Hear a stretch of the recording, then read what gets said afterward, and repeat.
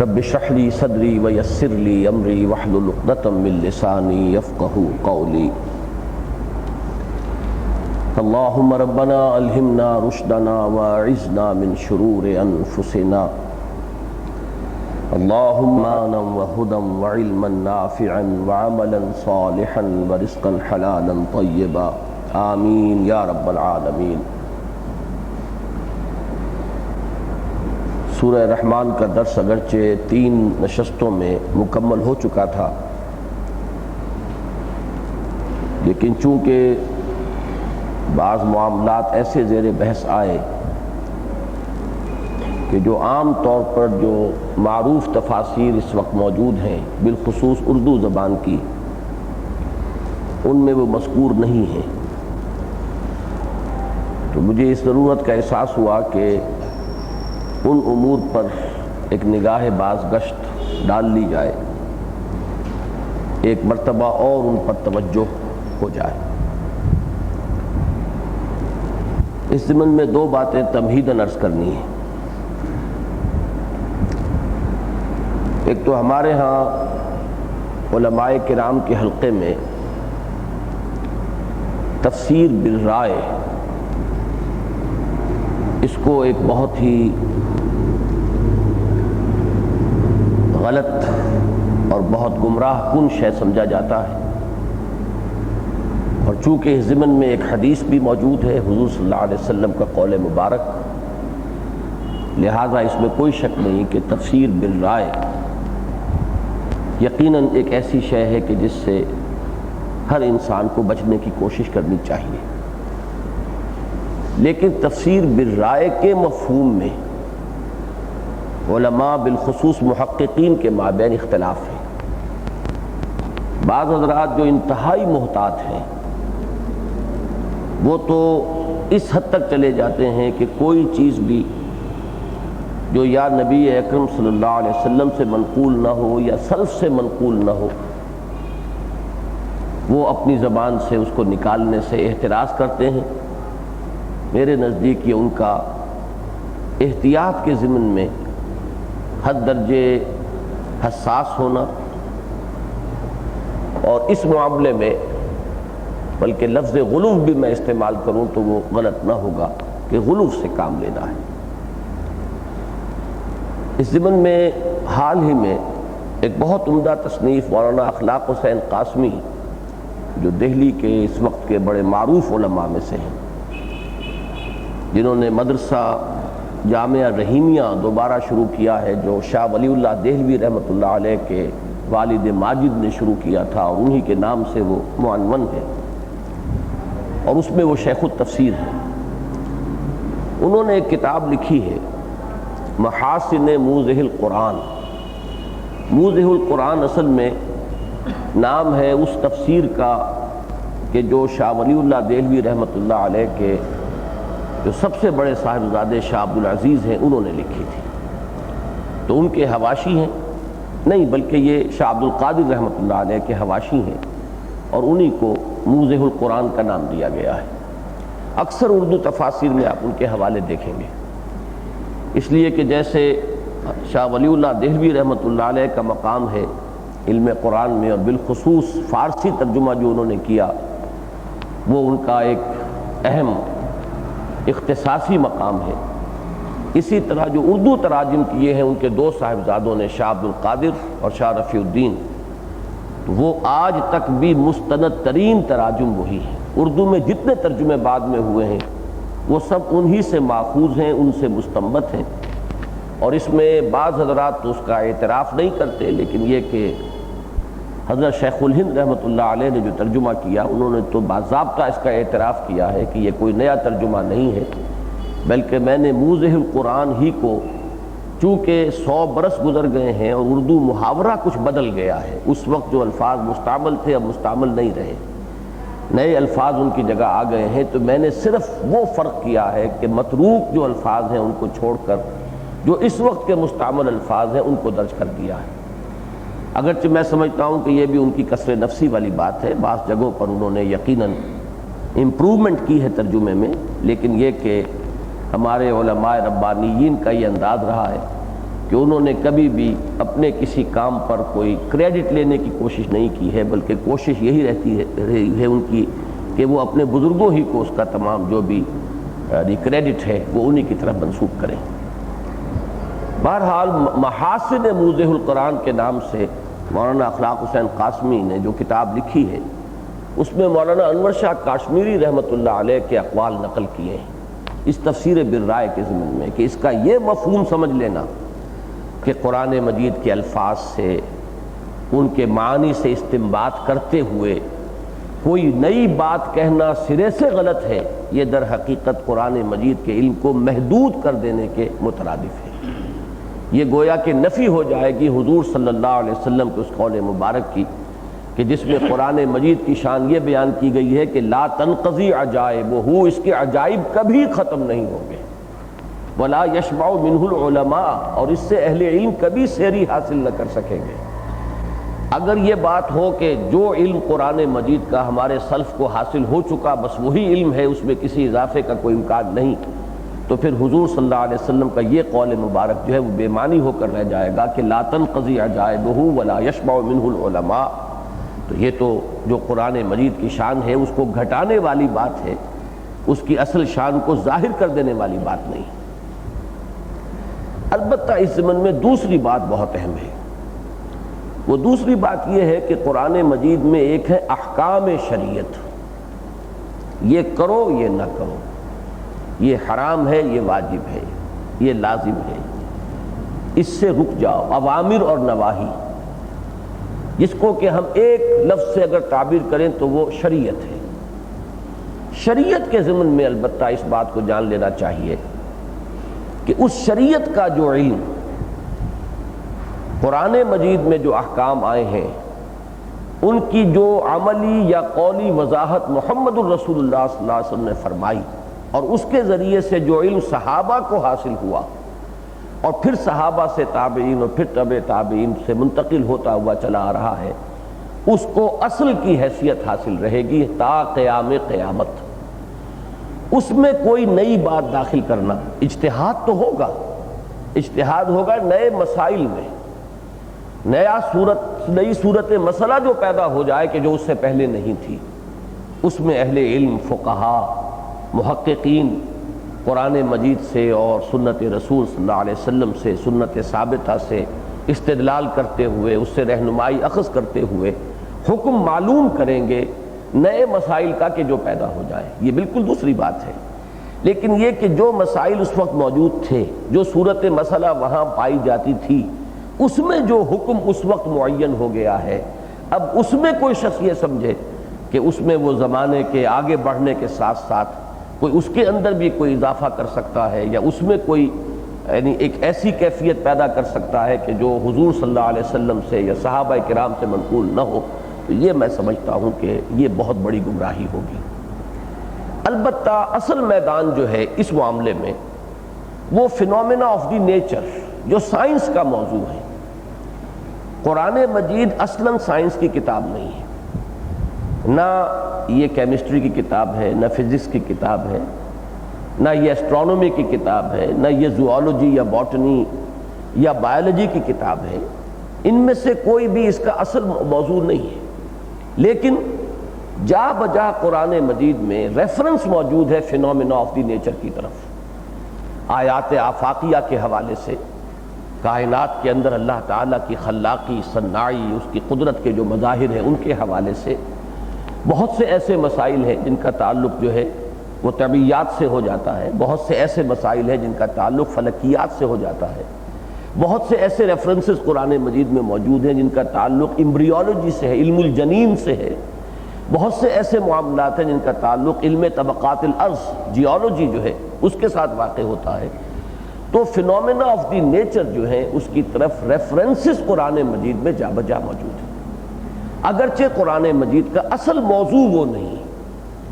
اب ظاہر بات ہے کہ ان کے ضمن میں، ان کے فہم کے سلسلے میں آج سے 1400 سال قبل جو انسان کی علمی سطح تھی، جہاں تک ابھی وہ تجرباتی علوم پہنچے تھے، جہاں تک یہ سائنسز ترقی کر چکی تھی، اس سے آگے بڑھ کر ان چیزوں کا مفہوم اس وقت سمجھنا محال عقلی تھا۔ ناممکن تھا۔ لہذا ان کو براہ راست جو ہے نبی اکرم صلی اللہ علیہ وسلم نے ہم دیکھتے ہیں کہ ڈسکس بھی نہیں کیا ہے۔ اگر کہیں کو ریفرنسز آ گئے ہیں تو وہ بھی میں سمجھتا ہوں کہ جو اس دور کی علمی سطح ہے اسی کو سامنے رکھ کر حضور صلی اللہ علیہ وسلم نے اس کے ضمن میں کچھ ارشاد فرمایا ہے۔ یہ وہ فیلڈ ہے کہ اس میں جیسے جیسے اب علم آگے بڑھ رہا ہے، سائنس کے اندر ترقی ہو رہی ہے، مزید جو ہے گوشے کھلتے چلے جا رہے ہیں، دائرہ وسیع سے وسیع تر ہوتا چلا جا رہا ہے، ایک ایک جو ہے سائنس کا شعبہ اس کے اندر اتنی ترقی ہوئی ہے کہ اب تو محالات میں سے ہے یہ کہ کوئی شخص ان تمام علوم کا عالم ہو سکے۔ یہ تو ہو سکتا ہے کہ مبادی جو ہے تمام علوم کے وہ کسی شخص کے علم میں ہو، مبادیات طبیعیات کے بھی اور مبادیات کیمیا کے بھی اور مبادیات حیاتیات کے بھی اور مبادیات فلکیات کے بھی کسی شخص کے علم میں ہو، لیکن یہ کہ ہر شعبہ اپنی جگہ پر اتنی وسعت اختیار کر چکا ہے کہ کسی شخص کا ان سب کا ماہر ہونا اس وقت تقریباً محال عقلی ہے۔ تاہم ان شعبوں کے اندر جو ترقی ہو رہی ہے اس کی روح سے قرآن مجید کی ان آیات کی تعبیر اور تشریح اور تفسیر کے اندر کہ جن کا تعلق ان ریفرنسز سے ہے، ان فینومینا آف دی نیچر سے ہے، اس میں ہمیں اس سائنس کی معلومات سے فائدہ اٹھانا ہوگا، اور یہاں قطعاً کوئی چیز مانے نہیں ہوگی۔ اس میں یہ بات کہ یہ بات پہلے کسی نے نہیں کہی، یہ دلیل نہیں بنے گی، ہمارے قدم کو نہیں روکے گی، اس لیے کہ اس کا ہم عقلی طور پر جو ہے پہلے ہی سمجھ چکے ہیں کہ یہ تو وہ چیز ہے کہ جو اس دور کی علمی سطح کے مطابق ہی اس وقت سمجھی جا سکتی تھی۔ آج ہمارے یہ علوم جو ہیں تجرباتی علوم اور سائنسی علوم جس سطح تک پہنچ چکے ہیں، ہمیں ان سے رہنمائی حاصل کرنی ہے، اور ان آیات کی تشریح کے ضمن میں ان سے مدد لینے میں ہرگز کوئی حرج نہیں۔ تو میں نے دو باتیں عرض کی، ایک تو تفسیر بالرائے کے بارے میں بھی جو ایک عام تصور علماء کرام کی احتیاط کے وجہ سے جو پھیل گیا ہے، اس تصور پر بھی آپ حضرات نظر ثانی فرمائیں، اور میں نے خاص طور پر ریفرنس دیا ہے اس لیے کہ اس دور کے علماء میں سے انور شاہ کاشمیری رحمۃ اللہ علیہ کا بہت بلند مقام ہے، تو انہوں نے جس قدر کھل کر بات کی ہے کہ یہ بہت ہی ایک بچگانہ سی بات سمجھ لی گئی ہے کہ قرآن مجید میں کوئی بات بھی جو ہے اس کے الفاظ سے استدلال کرتے ہوئے، اس کے نظم سے استدلال کرتے ہوئے، جدید معلومات سے استدلال کرتے ہوئے کوئی بات کہنا تفسیر بالرائے ہے۔ اگر ایسا ہے تو پھر تو در حقیقت قرآن مجید کے علم کو محدود کر دینا ہوگا، اور یہ ٹکراؤ ہوگا حضور صلی اللہ علیہ وسلم کے اس قول سے کہ لا تنقضی عجائبہ ولا یشبع منہ العلماء، اس کے علم میں اضافہ ہوتا رہے گا، اور ہر دور میں قرآن مجید کے اس فہم کے اندر اس دور کی علمی سطح کے مطابق ترقی کی ایک شان جو ہے وہ پیدا ہوگی۔ البتہ میں نے بعد میں دو حصوں میں اس کو تقسیم کر دیا ہے۔ علم الاحکام، اس میں میرا اپنا مزاج بھی ہے، جتنا پیچھے جا سکتے ہو جاؤ، بلکہ سب سے پیچھے تو حضور صلی اللہ علیہ وسلم ہے، انتہا ہے، صحابہ کرام ہے، ما انا علیہ واصحابی، تو دین کا جو عملی پہلو ہے اس میں تو ہمیں پیچھے جانا ہے۔ پھر ائمہ دین ہیں، ہمارے فقہاء ہیں، محدثین ہیں، اور جو جتنا اس میں اولین زمانے کا ہوگا، جتنا متقدم ہوگا، اتنا ہی گویا کہ اس اصول کے تحت ہمارے لیے وہ زیادہ سے زیادہ جو ہے وہ یعنی اس کی رائے کی وقت دینا جو ہے ہمارے لیے اس اصول کے تحت ہو جائے گا۔ لیکن یہ ہے کہ جہاں تک فینومینا آف دی نیچر کا تعلق ہے، اس کی ضمن میں جتنا آگے بڑھ سکتے ہو آگے بڑھیے، اور اگر یہ ہم نہیں کریں گے تو ایک بڑی خلیج حائل ہو رہی ہے کہ جو اس وقت کے جدید تعلیم یافتہ طبقات اور قرآن مجید کے مابین جو ایک بہت بڑی خلیج ہے، اس کا اصل سبب یہی ہے کہ اس علمی سطح پر قرآن بیان نہیں ہوتا کہ جو آج کے دور کی علمی سطح ہے، آج کے انسان کا، تعلیم یافتہ انسان کا ذہنی تانا بانا جن معلومات سے بنا ہوا ہے، اس کے مطابق اگر قرآن مجید کی تعبیر و تشریح نہیں ہوتی، خاص طور پر میں پھر عرض کر رہا ہوں، احکام کے ضمن میں اس کو نہ لے آئیے گا، وہ متجددین کا انداز ہے کہ مغربی تہذیب سے متاثر ہو کر وہ قرآن مجید کے اس عملی حصے کے اندر بھی وہ چاہتے ہیں کہ رد و بدل کر لیں اور کچھ ایسے اجتہاد کے اصول وضع کر لیں کہ جس سے وہ جدید جو رجحانات ہیں تہذیب و تمدن کے، وہ ان سب کے لیے گنجائش پیدا کر لیں ہمارے دین میں، وہ تو ایک گمراہی ہے۔ لیکن جو فینومینا آف دی نیچر ہے، جو سائنسی جو معاملات ہیں ان کے دائرے میں آتے ہیں، جن سے کسی حکم کا کوئی دار و مدار نہیں ہے، کوئی تعلق نہیں ہے، اس کے ضمن میں جتنا بھی آگے بڑھیں گے اتنا ہی در حقیقت قرآن مجید کا حق ادا ہوگا، اور اتنا ہی اس دور میں قرآن کے ابلاغ کا جو حق ہے اس کو پورا کیا جا سکے گا۔ اس ضمن میں ایک کتاب کا بھی میں حوالہ اور دے لوں، جب میں نے محاسن موضح القرآن کا حوالہ دیا ہے، اسی طریقے سے مورس بکائی کی جو کتاب آئی ہے the Quran, the Bible and the phenomena of nature, یہ سائنس اینڈ سائنس، وہ کتاب بھی اس اعتبار سے بہت اہم ہے کہ اس شخص نے، یہ اسلام لا چکے ہیں اب، یہ فرینچ سرجن تھے، ڈاکٹر تھے، اور یہ آپ کے اندازہ ہوگا کہ جس شخص نے میڈیکل ایجوکیشن حاصل کی ہو، سائنس کا اس کا جو پس منظر ہوتا ہے ذہن کا، وہ بہت براڈ ہوتا ہے، اس لیے کہ جن لوگوں نے انجینئرنگ کی تعلیم حاصل کی ہے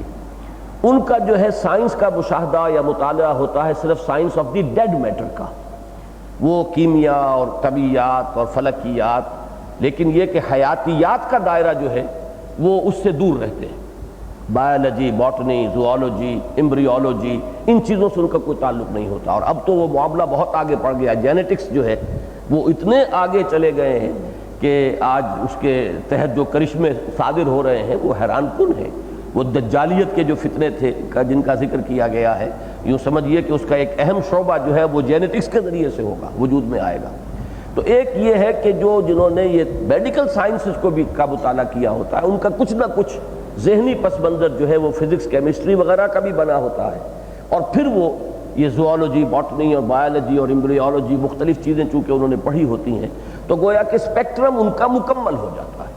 تو ان لوگوں میں سے یہ ایک مورس بکائی ایک ایسی شخصیت ابھری کہ اس نے کتاب لکھی اور اس نے یہ ثابت کیا کہ جس قدر فینومینا آف دی نیچر کا قرآن مجید میں ریفرنس ہے، آج تک جتنی بھی سائنسی ترقی ہوئی ہے، کسی ثابت شدہ حقیقت سے قرآن مجید کا کوئی بیان غلط ثابت نہیں ہوا۔ یہ ایک بہت اہم بات ہے۔ جبکہ بائبل کا جب وہ تقابلی مطالعہ کرتا ہے تو وہ کہتا ہے کہ بائبل کے بہت سے بیانات جو ہیں وہ ثابت شدہ سائنسی حقائق کی روشنی میں غلط ثابت ہو چکے ہیں۔ اس کی وجہ بھی میں نے پہلے بھی کبھی بیان کی ہے، آج پھر چونکہ یہ موضوع زیر بحث آ گیا ہے تو وہ جان لیجئے اس کے یہ معنی نہیں ہے کہ تورات میں غلط باتیں تھیں، معاذ اللہ، وہ اس لیے غلط باتیں آ گئیں کہ اصل تورات تو گم ہو گئی تھی۔ وہ تو نیبوکڈنیزر نے یعنی 7ویں صدی قبل مسیح میں جبکہ تباہ و برباد کیا ہے یروشلم کو اور ہیکل سلیمانی کو بھی مسمار کیا ہے، اس وقت وہ اصل تورات گم ہو گئی۔ یہ ایک ایکسیپٹڈ فیکٹ ہے، متفق علیہ معاملہ ہے۔ 100 برس کے بعد پھر حضرت عزیر علیہ السلام نے یادداشت سے اسے دوبارہ مرتب کیا ہے۔ اس کے بعد جو مرتب ہوا ہے انسانی ذہن سے، انسانی یادداشت سے، اور بہت سے لوگوں کی اس میں کوششیں جو ہیں وہ شامل ہوئی ہوں گی، اور 100 برس کا گیپ ہے، اس کو ذہن میں رکھیے، تو اس میں کچھ انسانی ذہن شامل ہو گیا ہے۔ وہ جو انسانی ذہن کا حصہ اس میں شامل ہوا، اس میں غلطیاں آ گئی ہیں۔ ورنہ تورات میں ظاہر بات ہے، تورات بھی اللہ کی کتاب تھی، اس میں بھی جو بھی فینومینا آف دی نیچر کا ریفرنس آیا ہوگا وہ خلاف واقعہ نہیں ہو سکتا، جیسے کہ قرآن مجید میں ان کا جو ریفرنس آیا ہے وہ خلاف واقعہ نہیں ہے۔ لیکن چونکہ تورات کی پھر جو ترتیب نو ہوئی اس میں وہ ذہن انسانی اس کا حصہ شامل ہو گیا ہے، وہ حصہ ہے کہ جو اس دور کی سطح کے مطابق تھا، اس دور کی سطح اور آج کی سطح، یعنی 700 برس قبل مسیح اگر یہ ہے یا 600 برس قبل مسیح بھی ہے تو 2500 برس کا فصل ہو گیا آج کے اور اس وقت کے درمیان۔ تو 2500 سال پہلے انسانی معلومات، یہ جو سائنٹیفک جو فیلڈز ہیں ان کے بارے میں جس سطح پر تھی اس کا اندازہ کر لیجئے، تو انسانی ذہن اسی سطح کا اس میں شامل ہوا اور آج کی سائنس نے اسے غلط ثابت کیا۔ لیکن قرآن مجید کے بارے میں اس نے ثابت کیا ہے کہ کوئی بھی ایسا حوالہ قرآن میں نہیں ہے فینومینا آف دی نیچر کے بارے میں کہ جس میں سے کوئی ایک بھی غلط ثابت ہوا ہو ثابت شدہ سائنسی حقائق کی روشنی میں۔ ایک ہے نظریات، مثلا یہ کہ theories of the creation of the universe, ابھی تھیوریز ہیں، ان میں کوئی چیز آگے پیچھے ہو یہ دوسری بات ہے۔ اسی طرح یہ کہ آسمان کیا ہے اور آسمان کی حقیقت کیا ہے، اس کے بارے میں ابھی سائنس جو ہے وہ خود کہیں معین کسی نتیجے تک نہیں پہنچی ہے، لہذا ایسے معاملات کو علیحدہ رکھیے۔ جو ثابت شدہ سائنسی حقائق ہیں، جو اسٹیبلش فیکٹس ہیں سائنس کے میدان کے، ان میں سے کوئی ایسا نہیں ہے جس نے قرآن مجید کے کسی بیان کی نفی کی۔ تو یہ ایک بہت اہم کتاب ہے اس اعتبار سے اور بہت بڑی شہادت ہے۔ تو میں نے بھی اسی کا حوالہ دے کر عرض کیا ہے کہ ہمیں قرآن مجید کی تشریح میں اور فہم قرآن کے ضمن میں اور پھر جو اس کے ابلاغ کے تقاضے ہیں اس دور میں، اس کے پیش نظر اس چیز کو سامنے رکھنا چاہیے اور جدید سائنسی حقائق کو قرآن مجید کی اس تشریح اور تفسیر کے اندر مربوط کرنا چاہیے۔ اب اس تمہید کے بعد اس سورہ مبارکہ کے ضمن میں چند باتیں جو ابتدائی ہیں ان کو پھر دوبارہ ذہن میں تازہ کر لیجئے۔ نظم قرآن کے ضمن میں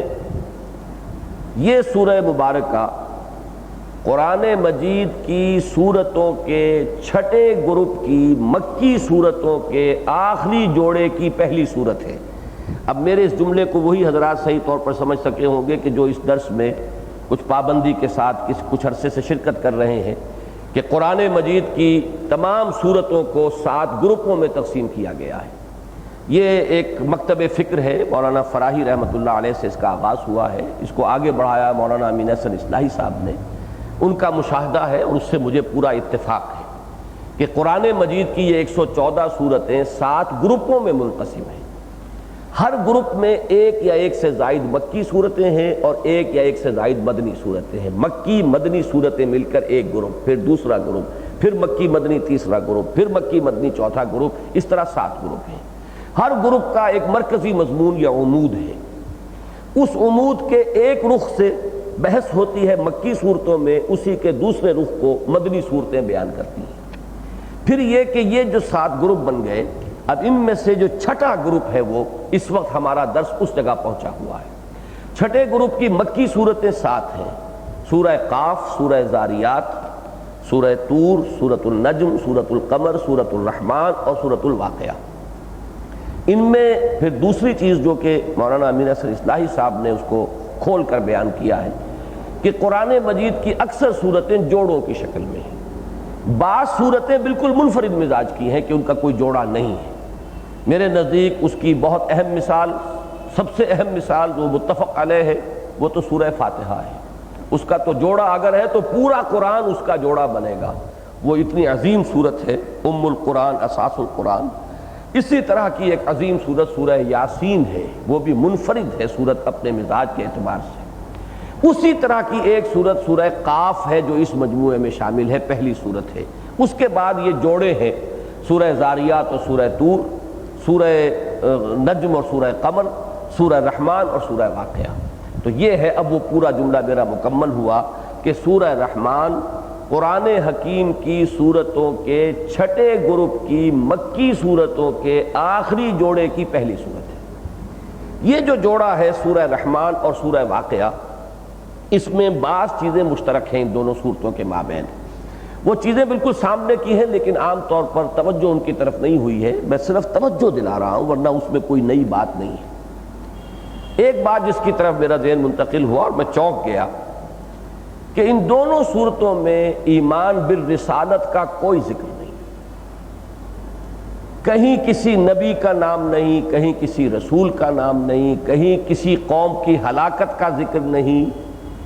پھر ایمان بالرسالت کے ساتھ جو چیزیں متعلق ہوتی ہیں ان میں سے بھی کوئی مذکور نہیں۔ یعنی یہ کہ ہر صورت کا اپنا ایک مزاج ہے، صرف یہ کہ ہم ان صورتوں کے ساتھ ذہنی ہم آہنگی کے اعتبار سے میں عرض کر رہا ہوں کہ اگر ان چیزوں کو پیش نظر رکھیں گے تو ان کے ساتھ ہماری وہ ذہنی ہم آہنگی زیادہ پیدا ہوگی۔ اس میں توحید کا ذکر بھی ہے، آخرت کا ذکر بھی ہے۔ مکی صورتوں کے مضامین میں میں نے بارہا عرض کیا ہے، ایمانیات ثلاثہ اس کا جزو لازم ہوتے ہیں۔ ایمان باللہ یا توحید، ایمان بالآخرہ یا معاد، ایمان بالرسالت، مکی صورتوں کے یہ گویا کہ مشترک مضامین ہیں۔ کہیں ایمان بالرسالت پر زیادہ زور ہوگا، کہیں ایمان بالآخرت پر زیادہ زور ہوگا، کہیں توحید پر زیادہ زور ہوگا، ذات و صفات باری تعالیٰ پر زیادہ زور ہوگا، شرک کی مذمت زیادہ کی جائے گی۔ لیکن مکی صورتوں میں ایمان کا مضمون جو ہے وہ تو گویا کہ جزو لازم کی حیثیت سے آپ کو ملے گا۔ اصل موضوع ہی مکی صورتوں کا ایمان ہے۔ شریعت جو ہے وہ تو آتی ہے مدنی صورتوں میں، مکی صورتوں کا اصل مضمون جو ہے وہ ہے ایمان۔ اور ایمان میں ایمانیات ثلاثہ کی جب ہم تقسیم کرتے ہیں تو 2 گروپ جو ہے مکی صورتوں کے ان میں زیادہ زور ایمان بالرسالت پر ہے، 2 گروپ جو ہے وہ ہم پڑھ چکے ہیں ان میں زیادہ زور جو ہے توحید پر اور اللہ تعالیٰ کی ذات و صفات پر ہے۔ 2 میں انذار آخرت، یہ اس کا اصل مضمون ہے۔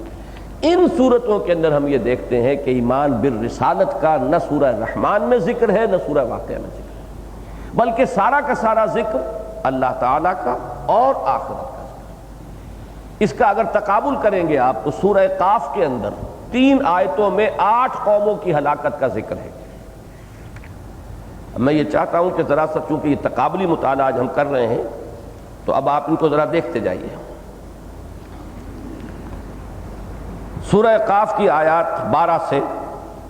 کذبت قبلہم قوم نوح واصحاب الرس وثمود وعاد وفرعون واخوان لوط واصحاب الایکۃ وقوم تبع کل کذب الرسل فحق وعید۔ 3 آیات میں 8 اقوام کا ذکر ہے جن کی طرف اللہ کے نبی اور رسول آئے،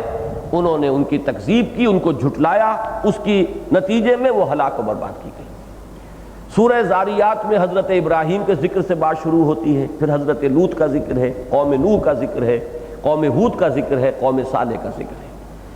سورہ طور کے اندر پھر ہمیں کوئی ذکر نہیں ملتا انبیاء کرام کا یا رسولوں کا۔ سورۃ النجم میں پھر ذکر موجود ہے اس کے اختتام پر، لیکن بہت ہی اختصار کے ساتھ۔ سورہ قمر میں تو آپ نے چونکہ سورہ رحمان سے متصلاً قبل ہے، وہ ہم نے پڑھا، زیادہ عرصہ نہیں ہوا ہے جب اس کا مطالعہ کیا تھا، تو اس میں تو باضابطہ اسی ترتیب کے ساتھ کہ جو زمانی ترتیب ہے، جو تاریخی ترتیب ہے، پہلے قوم نوح کا ذکر ہے، پھر قوم ہود کا ذکر ہے، پھر قوم صالح کا ذکر ہے، پھر قوم لوط کا ذکر ہے۔ صرف ایک بات یہاں نوٹ کرنے کی ہے کہ سورہ قمر میں بھی اور سورہ نجم میں بھی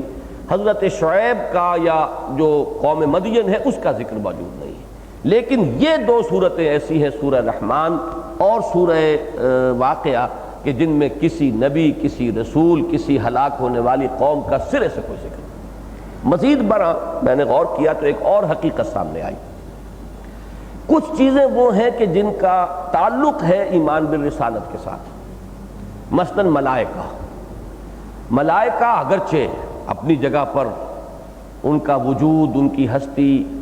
ان کا مقام، ان کا مرتبہ، یہ اپنی جگہ ایک مستقل موضوع ہے، لیکن اصلاً ہم سے جو متعلق ہوتے ہیں اور ایمانیات میں جو ان کا ذکر آتا ہے وہ اس اہمیت کی وجہ سے کہ وہی در حقیقت ذریعہ بنے ہیں وحی کے لانے کا، لہذا جب بھی ایمان بالرسالت کا ذکر آتا ہے وہاں ملائکہ کا ذکر آئے گا، لیکن یہاں اس پوری سورہ مبارکہ کے اندر آپ کو کہیں ملائکہ کا ذکر بھی نہیں ملے گا۔ جنات کا ذکر ہے، انسانوں کا ذکر ہے، ملائکہ کا کوئی ذکر نہیں۔ حالانکہ سورۃ النجم میں ہم دیکھ آئے ہیں سورہ ملائکہ کا ذکر ہے، ان کی شفاعت کا جو بھی غلط عقیدہ گھڑ لیا گیا تھا اس کی نفی کی گئی ہے، انہیں جو اللہ کی بیٹیاں قرار دے دیا گیا تھا، ان کے نام مؤنث رکھے گئے، سورۃ النجم میں اس کی نفی کی گئی ہے، وہ سب کچھ ہے، لیکن ان دونوں صورتوں میں ملائکہ کا کوئی ذکر نہیں۔ اسی طرح ایک بات نوٹ کیجئے، ایمان کا لفظ جو ہے اس کا تعلق بھی ایمان بالرسالت کے ساتھ ہے۔ ایمان جو ہے حقیقتاً رسولوں کی تصدیق کا نام ہے، تصدیق بما جاء بہ النبی صلی اللہ علیہ وسلم، وہ ایمان ہے۔ تو ان دونوں صورتوں میں آپ لفظ ایمان بھی کہیں نہیں پائیں گے، ان دونوں صورتوں میں لفظ کفر بھی کہیں نہیں پائیں گے، اس لیے کفر کا تعلق بھی در حقیقت ایمان برسالت کے ساتھ ہے۔ رسول آتا ہے، دعوت پیش کرتا ہے، اس کی دعوت کا انکار کر دینا تو کفر اور تکذیب جو ہے یہ در حقیقت متعلقات میں سے ہیں ایمان بالرسالت کے، ان دونوں کا بھی ذکر نہیں ہے۔ بلکہ یہاں اہل جنت کا ذکر ہوا تو اس کے لیے بھی وَلِمَنْ خَافَ مَقَامَ رَبِّهِ جَنَّتَانِ، یہاں پہ بھی اہل ایمان کا لفظ نہیں آیا ہے۔ جو کوئی بھی ڈرتا رہا اپنے رب کے سامنے کھڑے ہونے سے، جس کے دل میں یہ یقین رہا کہ اپنے رب کے حضور میں حاضر ہونا ہوگا، جواب دہی کرنی ہوگی، ان کا ذکر ہے۔ اسی طرح اہل جہنم کا جب ذکر آیا ہے تو وہاں بھی کفر کا لفظ نہیں آیا۔ یعرف المجرمون بسیماہم فیؤخذ بالنواصی والاقدام، اب یہ لفظ کیوں آ گیا ہے؟ ذرا غور طلب بات ہے،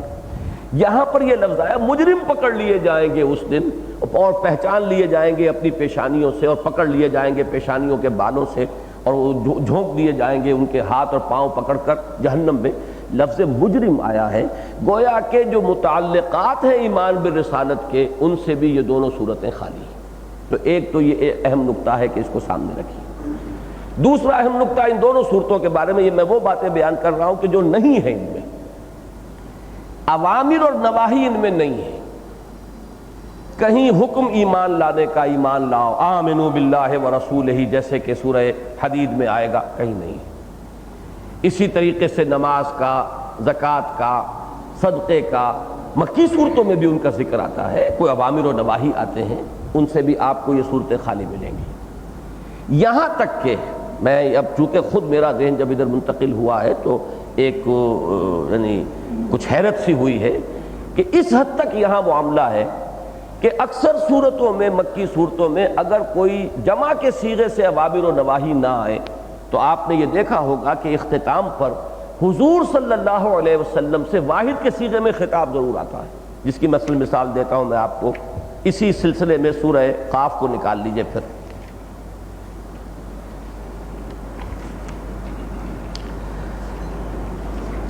39ویں آیت سے فَاصْبِرْ عَلَىٰ مَا يَقُولُونَ وَسَبِّحْ بِحَمْدِ رَبِّكَ قَبْلَ طُلُوعِ الشَّمْسِ وَقَبْلَ الْغُرُوبِ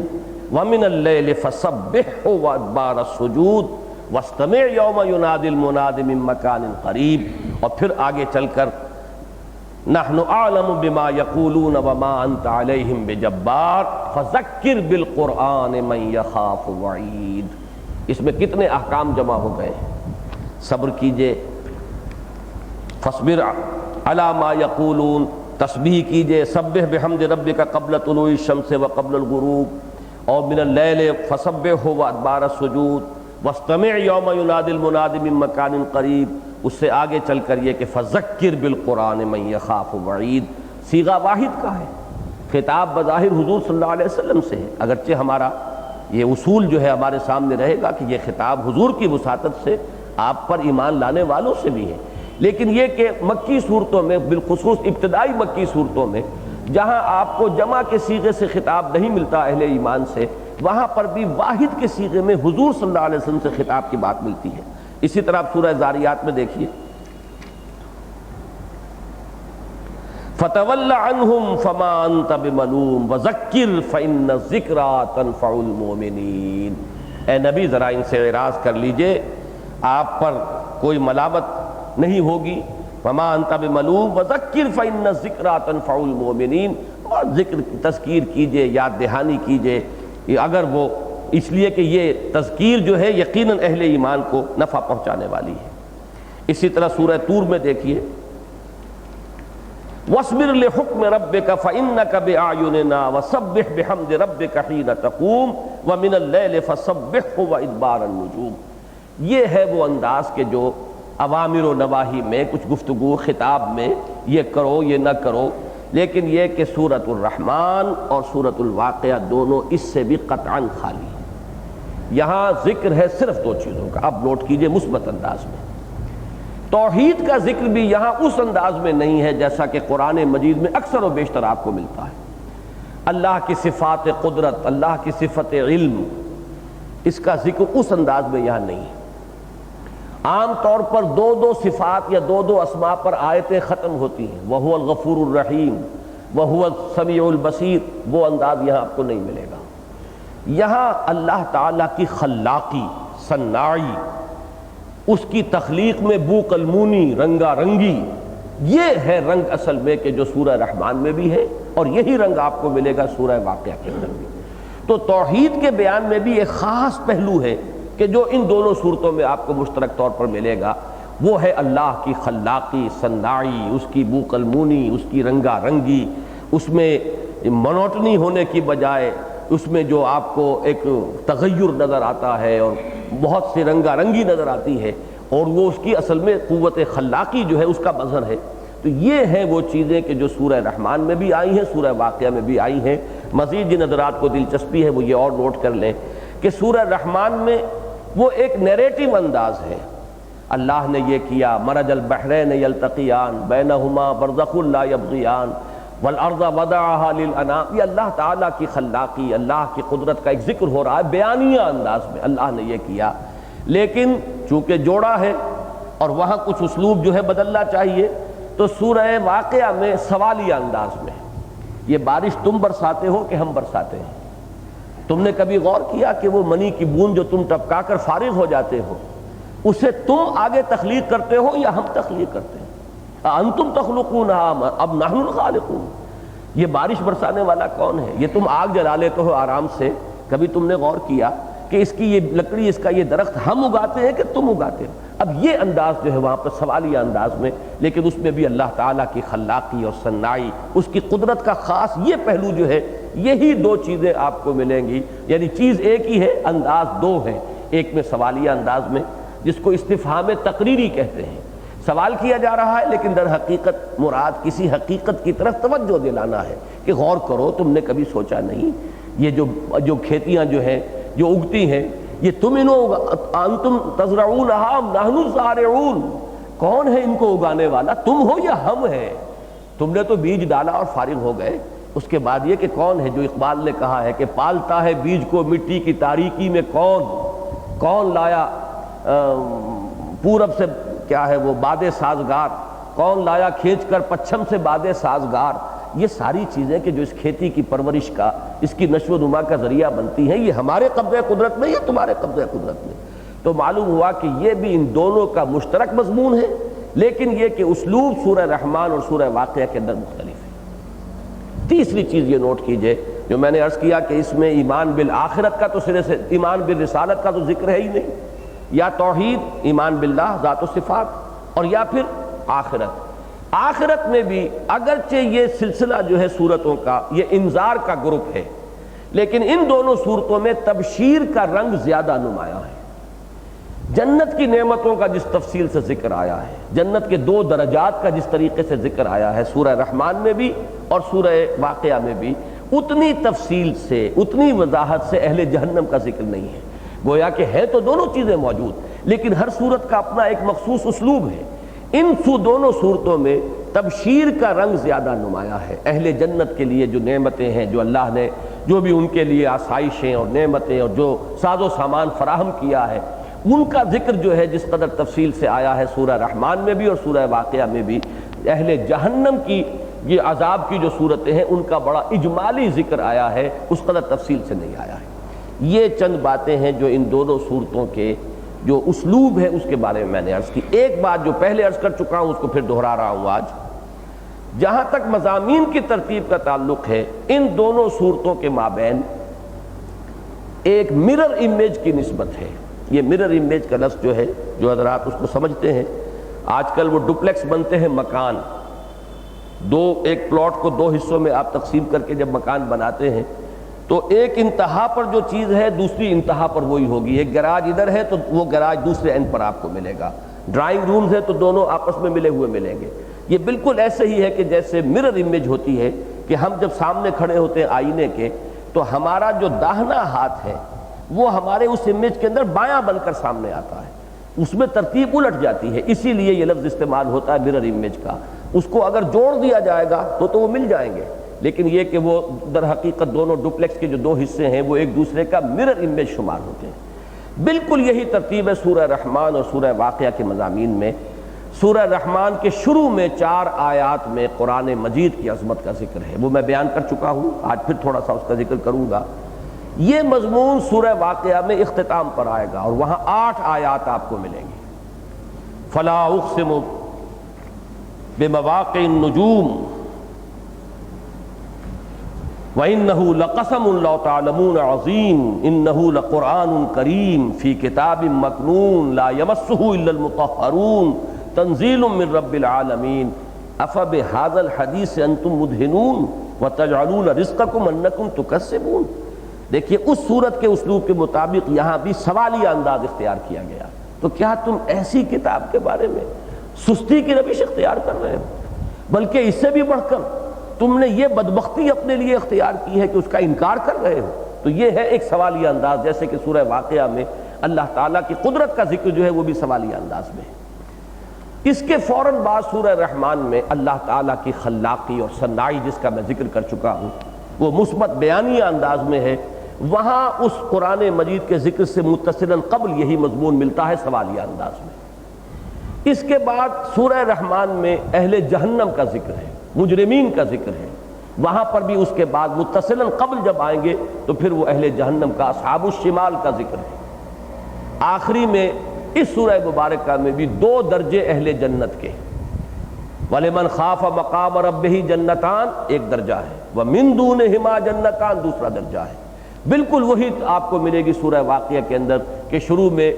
السابقون السابقون اولئک المقربون کا ذکر ہے اور اس کے بعد اصحاب المیمنہ کا ذکر ہے۔ یہ مرر امیج کی جو میرے سامنے ایک حقیقت منکشف ہوئی، اس سے ایک بہت اہم نتیجہ نکلا، وہ میں اپنے درس میں بیان کر چکا ہوں کہ دو جنتوں کا جو ذکر ہو رہا ہے، دو درجات، اس میں ایک سوال پیدا ہوتا ہے کہ جہاں تک سورہ واقعہ میں ہے اس میں تو واضح ہو گیا کہ پہلے ذکر ہے مقربون کا جو بہت بلند درجے والے ہیں، جو بہت ہی اللہ سے قرب رکھنے والے ہیں، اور بعد میں ذکر ہے اصحاب الیمین کا۔ سورہ رحمان میں اس کی کوئی وضاحت نہیں ہے، لیکن اگر یہ مرر امیج والا اصول سامنے آ جائے تو خود بخود اس کی ترتیب واضح ہو جاتی ہے۔ چنانچہ یہی وجہ ہے کہ سورہ رحمان میں بعد میں جس دن جو دو جنتوں کا ذکر ہے ان کے بارے میں میں اس نتیجے پر پہنچا ہوں کہ وہ ہے کہ جن کا ذکر سورہ واقعہ میں مقربین کے ذکر میں آ رہا ہے۔ اور میں نے ایک اشارہ کیا تھا کہ دونوں میں حور کا ذکر جو ہے نام لے کر، وہ وہاں بھی جو اس سورہ رحمان میں آخر میں جو آ رہی ہیں وَمِن دُونِهِمَا جَنَّتَانِ، ان میں ذکر ہے، اور وہاں پر اصحاب جو مقربون ہیں ان کے ضمن میں حور کا ذکر ہے۔ باقی یہاں پر بھی جو پہلی دو جنتوں ہیں ان میں جو ازواج اللہ تعالیٰ عطا فرمائے گا جنتیوں کو، ان کا ذکر تو ہے لیکن لفظ وہ استعمال نہیں ہوا۔ اسی طریقے سے سورہ واقعہ میں اصحاب الیمین کے لیے بھی جو اللہ تعالیٰ نے نعمتیں فراہم کی ہیں ان میں ان ازواج کا ذکر ہے، لیکن ان کے لیے بھی لفظ حور جو ہے وہ استعمال نہیں ہوا ہے۔ یہ چیزیں اگرچہ بہت غیر اہم معلوم ہوتی ہیں، لیکن واقعہ یہ ہے کہ جب آپ نتائج نکالنے بیٹھتے ہیں اور جہاں کوئی مسئلہ اٹک جاتا ہے کہ اب اس کا تعین کیا جائے اس کے مفہوم کا، تو اس میں یقیناً یہ چیزیں انتہائی مفید اور مفید ہوتی ہیں۔ اب اس کے بعد میں آ رہا ہوں وہ سائنٹیفک فنومینا کہ جن کا میں نے ذکر کیا، بلکہ اس سے پہلے میں صرف تھوڑا سا ذکر کر دوں جو 4 ابتدائی آیات ہیں، اس لیے کہ یہ مضمون بھی کہیں اور شاید آپ کو نہیں ملے گا کہ ان 4 آیات میں اللہ تعالیٰ نے چوٹی کی 4 چیزوں کا ذکر کیا ہے، اور اس سے ایک نتیجہ نکلتا ہے پھر جو کہ حدیث نبوی کی شکل میں ہمارے سامنے موجود ہے۔ الرحمن اللہ کے ناموں میں چوٹی کا نام، محبوب ترین نام، اس لیے کہ اس کا مادہ رحمت ہے، اور ہمیں سب سے زیادہ جو چیز درکار ہے اللہ سے وہ اس کی رحمت ہے۔ حضور صلی اللہ علیہ وسلم کا یہ فرمان کہ کوئی شخص جنت میں داخل نہیں ہو سکے گا جب تک کہ رحمت خداوندی دستگیری نہ کرے، اور اس پر یہ سوال کر لینا کسی صحابی کا، بڑی ہی ہمت کا مظاہرہ کیا انہوں نے کہ کیا حضور آپ بھی، اور حضور کا پھر یہ جواب دینا کہ ہاں میں بھی۔ تو اب اس سے آپ اندازہ کر لیجئے کہ تاب دیگراں چے رسد، معلوم ہوا کہ اصل میں تو ہم رحمت کے ہی محتاج ہیں، اور وہ رحمت اللہ کے اس نام کے اندر، یہ الرحمن، وہ ایک ٹھاٹھے مارتے ہوئے سمندر کی شان کے ساتھ سامنے آتی ہے۔ تو اللہ کے ناموں میں محبوب ترین نام رحمان۔ علم القرآن، اللہ نے ویسے تو جو علم بھی انسان کے پاس ہے، جو آج تک ہے اور تا قیامت آئے گا، سب کا منبع اور سرچشمہ اللہ کی ذات ہے۔ اسی نے وہ علم الاسماء حضرت آدم کو دیا تھا جس کا کہ یہ ظہور ہو رہا ہے ہمارے تجرباتی علوم کی شکل میں، اور اسی کے پاس سے یہ علم قرآن یا علم ہدایت آتا رہا ہے۔ لیکن تمام علوم میں چوٹی کا علم قرآن ہے۔ گویا کہ اللہ کی رحمانیت کا مظہر عتم قرآن ہے، اللہ کی رحمت کا مظہر عتم قرآن ہے۔ خلق الانسان، اللہ نے انسان کو بنایا، حالانکہ جو کچھ بنایا اسی نے بنایا، اسی نے جنات کو بنایا، اسی نے ملائکہ کو بنایا، اسی نے یہ سیارے بنائے، چاند ستارے بنائے، یہ سب کچھ اسی کی تخلیق ہے، کوئی اور تو اس تخلیق میں شامل ہے ہی نہیں، کوئی شریک ہے ہی نہیں۔ لیکن خلق الانسان،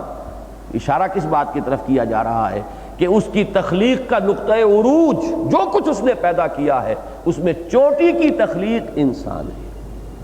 علمہ البیان، اس نے اس کو بیان کی تعلیم دی، بیان کی صلاحیت عطا فرمائی۔ تو انسان میں جتنی صلاحیتیں ہیں اللہ ہی کی عطا کردہ ہیں، لیکن ان صلاحیتوں میں چوٹی کی صلاحیت قوت بیان ہے۔ اب یہ جو 3 جملے بنے، الرحمن علم القرآن ایک جملہ ہے، آیتیں 2 ہیں، جملہ ایک ہے، خلق الانسان دوسرا جملہ ہے، علمہ البیان تیسرا جملہ ہے۔ ریشو پروپورشن کے قاعدے سے اس سے ایک نتیجہ نکلتا ہے کہ اللہ نے جو اعلیٰ ترین صلاحیت انسان کو عطا فرمائی، اس کا بہترین مصرف یہی ہونا چاہیے کہ جو اللہ کی رحمت کا مظہر عتم ہے اسے بیان کرے، اور یہی وہ بات ہے جو حضور صلی اللہ علیہ وسلم نے ان سادہ الفاظ میں بیان فرما دی، خیرکم من تعلم القرآن وعلمہ، تم میں سے بہترین لوگ وہ ہیں جو قرآن سیکھیں اور سکھائیں۔ قرآن پڑھیں اور پڑھائیں، قرآن سمجھیں اور سمجھائیں۔ اور یہ میں وضاحت سے بیان کر چکا ہوں کہ یہ بیان کے دونوں پہلو ہیں، سمجھنا بھی، کسی بات کا سمجھنا یہ بھی بیان ہی کا ایک حصہ ہے۔ وہ کئی سمجھ میں بات آئے گی تو آگے آپ بیان کریں گے۔ یہ اصل میں چونکہ فزیولوجی کا یہ مضمون ہے، ہم نے جو بھی پڑھا ہے برین کی فزیولوجی، اس میں تفصیل کے ساتھ یہ بات آتی ہے کہ جو ہائیسٹ ایوالوڈ حصہ ہے انسانی برین کا، وہ جس کو کہ گرے میٹر کہا جاتا ہے، وہ بہت ہی وہ پیلے پیلے رنگ کا مادہ اوپر، کبھی اگر آپ نے دیکھا ہو کبھی حادثے کے اندر کوئی بھیجا کہیں سڑک پر، بعض اوقات جو ہے بکھرے ہوئے ہوتے ہیں، تو ایک سفید مادہ ہوتا ہے اندر اور ایک وہ ہے پیلا مادہ، یہ ہے سب سے زیادہ ایوالوڈ حصہ ہے، ہائیسٹ ایوولوشن۔ اس میں سب سے بڑا رقبہ سپیچ سینٹر ہے، پھر اس کے دو حصے ہیں، موٹر اور سینسری، ایک تو وہ بات کے سمجھنے کا اور ایک ہے اس بات کو پھر آگے بیان کرنے کا۔ وہ موٹر سینٹر جو ہے وہ سارے ہمارے یہ گفتگو کے جتنے بھی یہ عضلات ہیں ان سب کو کنٹرول کرتا ہے، یہ آواز کو اور ان تمام چیزوں کو، ایکسپریشنز کو، یہ سب کے سب در حقیقت اس موٹر سینٹر سے کنٹرول ہوتے ہیں۔ تو یہ ہے جو انسان کے ذہن کی بلند ترین صلاحیت ہے۔ اب ظاہر بات ہے جو میں نے وہ کولوکیل اردو کی ایک کا ضرب المثل بیان کیا تھا کہ توپ سے مکھی نہیں ماری جاتی، اعلیٰ ترین صلاحیت کو اعلیٰ ترین مصرف میں لگاؤ، اور اعلیٰ ترین مصرف تو یہی ہے کہ قرآن سمجھو اور سمجھاؤ۔ میں نے عرض کیا تھا کہ اگرچہ اسی قوت بیانیہ سے ایک وکیل جو ہے وہ پیسے بناتا ہے، یہی ہے اس کی ساری صلاحیت، یہی ہے، اسی کے بل پر اسی قوت بیانیہ کو ڈیمیگوگز قسم کے لوگ، بڑے خطیب عوامی جوشیلے جو ہیں، وہ قوموں کو کی تباہی کا ذریعہ بھی بن جاتے ہیں، اپنے اقتدار کی مسندیں جو ہے لوگوں کی کندھوں کے اوپر بچھانے کا سامان کرتے ہیں اپنی قوت بیانیہ سے۔ ہٹلر کی اصل صلاحیت کیا تھی جس کی وجہ سے اس نے کہ پوری قوم کو جو ہے وہ ایک نشے کے اندر مبتلا کر دیا، ایک جیسے نشہ چڑھ جاتا ہے ایسا نشہ پوری قوم کے سر پر سوار ہو گیا، خود اس کی اپنی ڈکٹیٹریت جو ہے وہ قائم ہو گئی، ڈیمیگوگ تھا، یہی صلاحیت۔ بھٹو کے اندر کیا چیز تھی؟ یہی جو ایک عوامی ایک قوت بیان، اور اس کو جذبات کے اندر پورے مجموع کو 4-4 6 لاکھ کے مجموع کو وہ شخص بہا کے لے گیا۔ تو لوگ جو ہے اسی صلاحیت کو اپنے دنیاوی اقتدار کا زینہ بھی بنا سکتے ہیں، اسی صلاحیت کو پیسے کمانے کا اور دولت بنانے کا ذریعہ بنا سکتے ہیں، لیکن یہی صلاحیت اللہ نے جس کو دی ہو، میں نے شاید وہ شعر پہلے بھی پڑھا ہو، اب پھر مجھے یاد آ گیا ہے، یہ مینٹل ایسوسیشنز ہوتی ہیں، خود بخود یہ چیزیں کوئی یاد کرنے سے یاد نہیں آتی، بلکہ یہ کہ ایک تعلق جو ہے ذہن کے اندر بنا ہوا، کہ ایک شعر ہے علامہ اقبال کا جو ان کے مقبرے پر بھی جو چند ان کے چنے ہوئے اشعار جو لکھے گئے ہیں ان میں سے وہ بھی شامل ہے، ان میں کہ اگر یک قطرہ خون داری، اگر مشتے پرے داری، بیا بامن تو آموزم طریق شاہ بازی را، اگر ایک قطرہ خون بھی تمہارے جسم میں ہے اور اگر مٹھی بھر پر تمہیں اللہ نے دیے ہیں تو آؤ میرے پاس، میں تمہیں شاہبازی کی تعلیم دوں۔ اس لیے کہ اصل میں تو شاہباز بننا چاہیے، شاہین بننا چاہیے۔ اسی طریقے سے میں کہہ رہا ہوں کہ اگر کسی میں قوت بیانیہ کی کوئی رمق ہے، اللہ نے کسی کو یہ صلاحیت عطا کی ہے، تو اسے وقف کر دینا چاہیے اپنی صلاحیت کو قرآن کے سمجھنے اور سمجھانے کے لیے۔ بفحوائے قول نبوی علیہ الصلاۃ والسلام، حضرت عثمان ابن عفان رضی اللہ تعالیٰ عنہ سے مروی ہے، خیرکم من تعلم القرآن وعلمہ، تم میں سے بہترین لوگ وہ ہیں جو قرآن سیکھیں اور سکھائیں۔ لیکن دیکھیے کمال یہ ہے کہ یہ 4 آیتیں بیان کر کے نتیجے کو چھوڑ دیا گیا، اس لیے کہ نتیجہ یہاں بیان کیا جاتا تو وہ فعل امر بنتا، اب یہ کرو، قرآن کو سمجھو اور سمجھاؤ، سیکھو اور سکھاؤ، اور وہ اس صورت کے مزاج کے ساتھ مناسبت رکھنے والی چیز نہیں، اوامر و نواہی اس میں آئے ہی نہیں۔ ایک استثناء ہے، وہ ابھی سائنٹیفک میٹرز کا جو میں ذکر کروں گا اس میں آ جائے گا، اس لیے کہ وہ بھی میرے خیال میں اس میں خطاب جو ہے وہ انسانوں سے نہیں ہے بلکہ وہ اجرام سماویہ سے خطاب ہے۔ 3 میں نے سائنٹیفک فینومینا کا ذکر کیا تھا ان دروس کے اندر، اب میں ان کی طرف آ رہا ہوں۔ پہلی بات ہے جنوں اور انسانوں کی تخلیق کا معاملہ۔ اس سورہ مبارکہ میں یہ ایک امتیازی شان ہے کہ اس میں براہ راست خطاب کیا گیا ہے جنوں اور انسانوں کو بالکل مساوی درجے میں رکھ کر۔ پورے قرآن میں آپ کو یہ انداز کہیں نہیں ملے گا، یہ بھی اس کا منفرد وصف ہے۔ اول تو یہ کہ بار بار جو آ رہا ہے فَبِأَيِّ آلَاءِ رَبِّكُمَا تُكَذِّبَانِ، تو تثنیہ کا صیغہ ہے، مراد ہے جن۔ پھر یا معشر الجن والانس ان استطعتم ان تنفذوا من اقطار السماوات والارض فانفذوا لا تنفذون الا بسلطان، جس طرح براہ راست خطاب ہے یکجا کر کے انسانوں اور جنوں کو۔ قرآن مجید میں صرف ایک آیت اور ہے سورہ انعام کے اندر جس میں یا معشر الجن والانس یہ خطاب کے الفاظ موجود ہیں، لیکن یہ ہوگا قیامت کے دن کہ اے جنوں اور انسانوں کی قوم، الم یاتکم رسل منکم، کیا تمہارے پاس رسول نہیں آئے تھے تم میں سے؟ یہ خطاب آخرت کا ہے۔ دنیا میں کوئی خطاب اس پورے قرآن مجید میں جنات اور انسانوں کو یکجا کر کے ایک جگہ بریکٹ کر کے مخاطب جو ہے سوائے اس سورہ رحمان کے اور کہیں نہیں کیا گیا۔ اسی میں وہ بھی آیت موجود ہے سنفرغ لکم ایھا الثقلان، تو یہ خطاب براہ راست جو ہے جنوں اور انسانوں کو یکجا کر کے یہ ایک منفرد خصوصیت ہے سورہ رحمان کی۔ اسی طریقے سے نوٹ کیجئے کہ اگرچہ ایک مثال اور موجود ہے قرآن مجید میں کہ ایک جگہ پر ذکر کیا گیا ہے جنوں اور انسانوں کی تخلیق کا، باقی بعض جگہ پر تقابل ہے، شیطان کے قول میں آ گیا ہے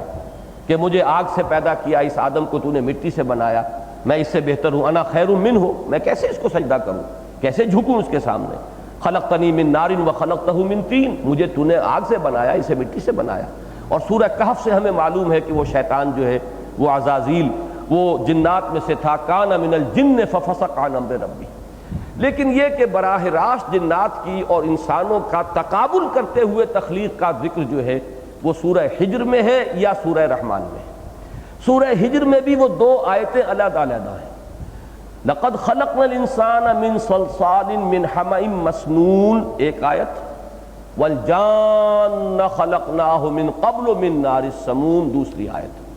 یہاں جو ہے یہ واحد مثال ہے پوری قرآن مجید میں کہ ایک ہی آیت میں دونوں کو جمع کیا گیا ہے۔ خلق الانسان نہیں، ایک جگہ پر جمع کیا گیا، آیت تو دو ہی ہیں، خلق الانسان من صلصال کالفخار وخلق الجان من مارج من نار، اور ان جنوں کو پیدا کیا ہے آگ کی لپٹ سے۔ یہاں تک تو معاملہ واضح ہے۔ میں نے جو بات اضافی عرض کی تھی کہ ایسے محسوس ہوتا ہے کہ یہ دونوں در حقیقت زمینی پیداوار ہیں۔ انسان کا زمین سے پیدا ہونا یہ تو بالکل واضح ہے، قرآن مجید میں بار بار آیا، مٹی سے بنایا، طین سے بنایا، گارے سے بنایا، یہ مضمون تو اس قدر تکرار کے ساتھ آیا ہے کہ قرآن مجید کے ہر طالب علم کے علم میں ہے۔ لیکن یہ بات کہ در حقیقت اسی زمین کی ایک حالت وہ تھی، یہ اب آج کی ہماری سائنس ہے جو ہمیں بتا رہی ہے۔ ظاہر بات ہے کہ آج سے 1400 برس قبل یا 1500 برس قبل یا 1000 برس قبل بھی یہ بات جو ہے لوگوں کے علم میں نہیں تھی کہ یہ زمین جیسی آج ہمیں نظر آ رہی ہے ہمیشہ سے ایسی نہیں تھی۔ یہ بھی ابتداءً آگ کا ایک کرہ تھی،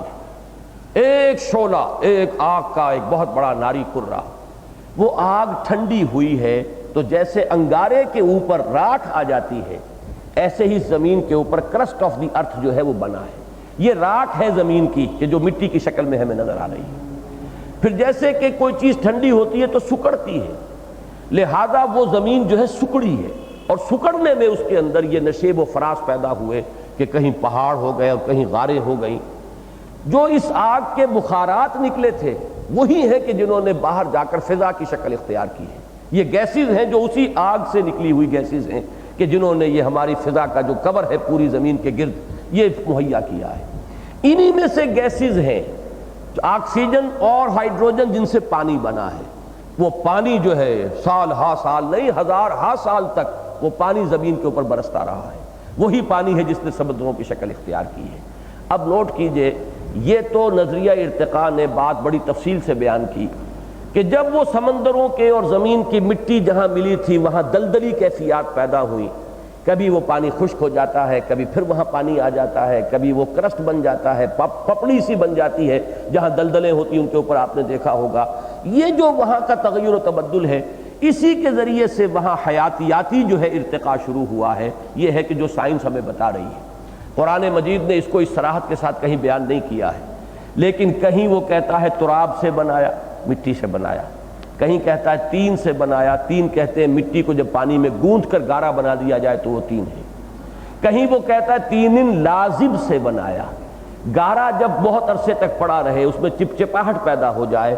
لہس پیدا ہو جائے تو یہ تین لازب ہے۔ پھر کہیں وہ کہتا ہے کہ حمیم مسنون، اس کے اندر ایک سڑھان پیدا ہو جاتی ہے، ایک بو اٹھتی ہے،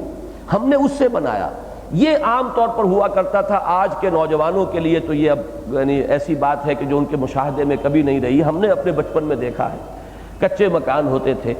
ان کو لیپنے کے لیے گارا تیار کیا جاتا تھا،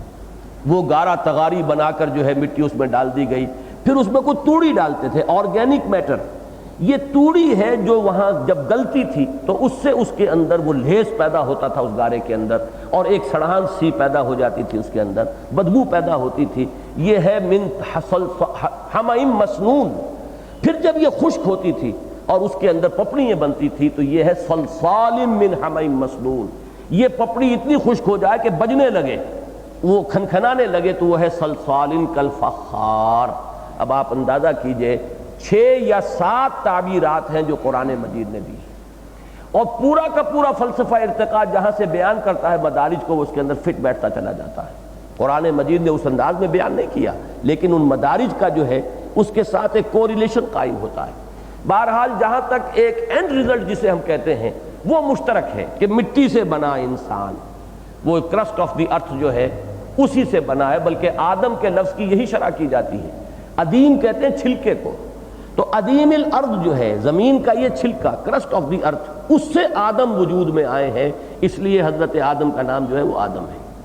ادیم الارض سے ان کی تخلیق ہوئی۔ تحت ادیم السماء کے الفاظ ایک آتے ہیں، بڑی لرزا دینے والی ایک حدیث ہے۔ حضور نے کہیے کہ جو ہمارا آج کا ماحول ہے اس کو، یا اور اس سے بھی نامعلوم حالات اور خراب سے خراب تر کیا ہونے والے ہیں، لیکن حضور نے جو خبریں دی ہیں ان میں ایک حدیث بڑی لرزا دینے والی ہے کہ حضور نے فرمایا کہ وہ وقت آئے گا کہ مسلمانوں کی مسجدیں آباد ہوں گی، مساجدہم عامرۃ لیکن وہی خراب من الہدیٰ، ہدایت سے خالی ہوگی۔ رسم ہوگی، ادا کی جا رہی ہوگی، اٹھک بیٹھک ہو رہی ہوگی، بڑے شاندار ٹائلیں لگی ہوئی ہوں گی، مرمر سنگ مرمر ہوگا، سب کچھ ہوگا، ہدایت نہیں ہوگی۔ مساجدہم عامرۃ وہی خراب من الہدیٰ۔ اور اس کے بعد کا ٹکڑا ہے جو اور زیادہ لرزا دینے والا، علماؤہم شر الناس تحت ادیم السماء، ان کے علماء جو ہیں آسمان کی اس چھلکے کے نیچے بدترین لوگ ہوں گے۔ من عندہم تخرج الفتنہ وفیہم تعود، انہی میں سے فتنہ نکلے گا، انہی میں لوٹ جائے گا۔ یعنی فتنے اٹھانے کے سوا انہیں کوئی کاروبار نہیں رہے گا، کوئی مصروفیت، لوگوں کو ہدایت کی طرف بلانا جو ہے ان کے سامنے نہیں رہے گا، فتنے اٹھانے، جھگڑے اٹھانے، لوگوں کو تقسیم کرنے، سر پھٹول کروانا، یہ ان کا پیشہ بن کر رہ جائے گا۔ من عندہم تخرج الفتنہ، فتنہ کون اٹھا سکتا ہے؟ ظاہر بات ہے کہ وہی اٹھائیں گے جن کی طرف لوگوں کا رجوع ہوتا ہے، جن کی طرف لوگ جو ہے وہ اپنی رہنمائی کے لیے دیکھتے ہیں۔ اگر ان کی نیتوں میں فطور آ گیا ہو، اگر وہ دنیا کے کتے بن گئے ہوں، تو ظاہر بات ہے کہ پھر فتنے تو وہیں سے وجود میں آئیں گے۔ من عندہم تخرج الفتنہ تو وفیہم تعود۔ تو ادیم کے لفظ سے میرا ذہن جو اس حدیث کی طرف بھی منتقل ہوا، وہ بھی میں نے آپ کو سنا دی۔ تو میرے ذہن میں ثقلان کا لفظ جو آیا ہے، اس میں زمین کے 2 بوجھ، یہ زمین کا ذکر ہو رہا ہے اس قرآن مجید کے اندر۔ کل من علیہا فان، علیہا کی ضمیر بھی میرے نزدیک یہاں زمین کی طرف جا رہی ہے، کہ یہ جو قیامت آئے گی جس کو کہ ہم جانتے ہیں، جس کے بعد بعث بعد الموت ہے اور حشر نشر ہے، حساب کتاب ہے، وہ قیامت اس پوری کائنات کے منہدم ہونے کا نام نہیں ہے، بلکہ وہ یہ زمینی تخلیق جو ہے، یہ عالم ارضی، اس میں جو یہ 2 مخلوقات پیدا کیے گئے، ایک جنات اور ایک انسان، یہ در حقیقت ان کے جزا و سزا کا اور ان کے جو بھی یہ امتحانی وقفہ کا اس دنیاوی زندگی کا، اس کے بعد ان کے کارنامہ حیات کا نتیجہ بیان کرنے کے لیے ہوگا۔ تو وہ ساری ہلاکت جو آئے گی وہ در حقیقت اسی زمین کی مخلوقات کے اوپر آئے گی۔ کل من علیہا فان ویبقى وجہ ربک ذو الجلال والاکرام، اور اسی میں فرمایا گیا سنفرغ لکم ایھا الثقلان، یہ دونوں بوجھ ہیں اس زمین کے،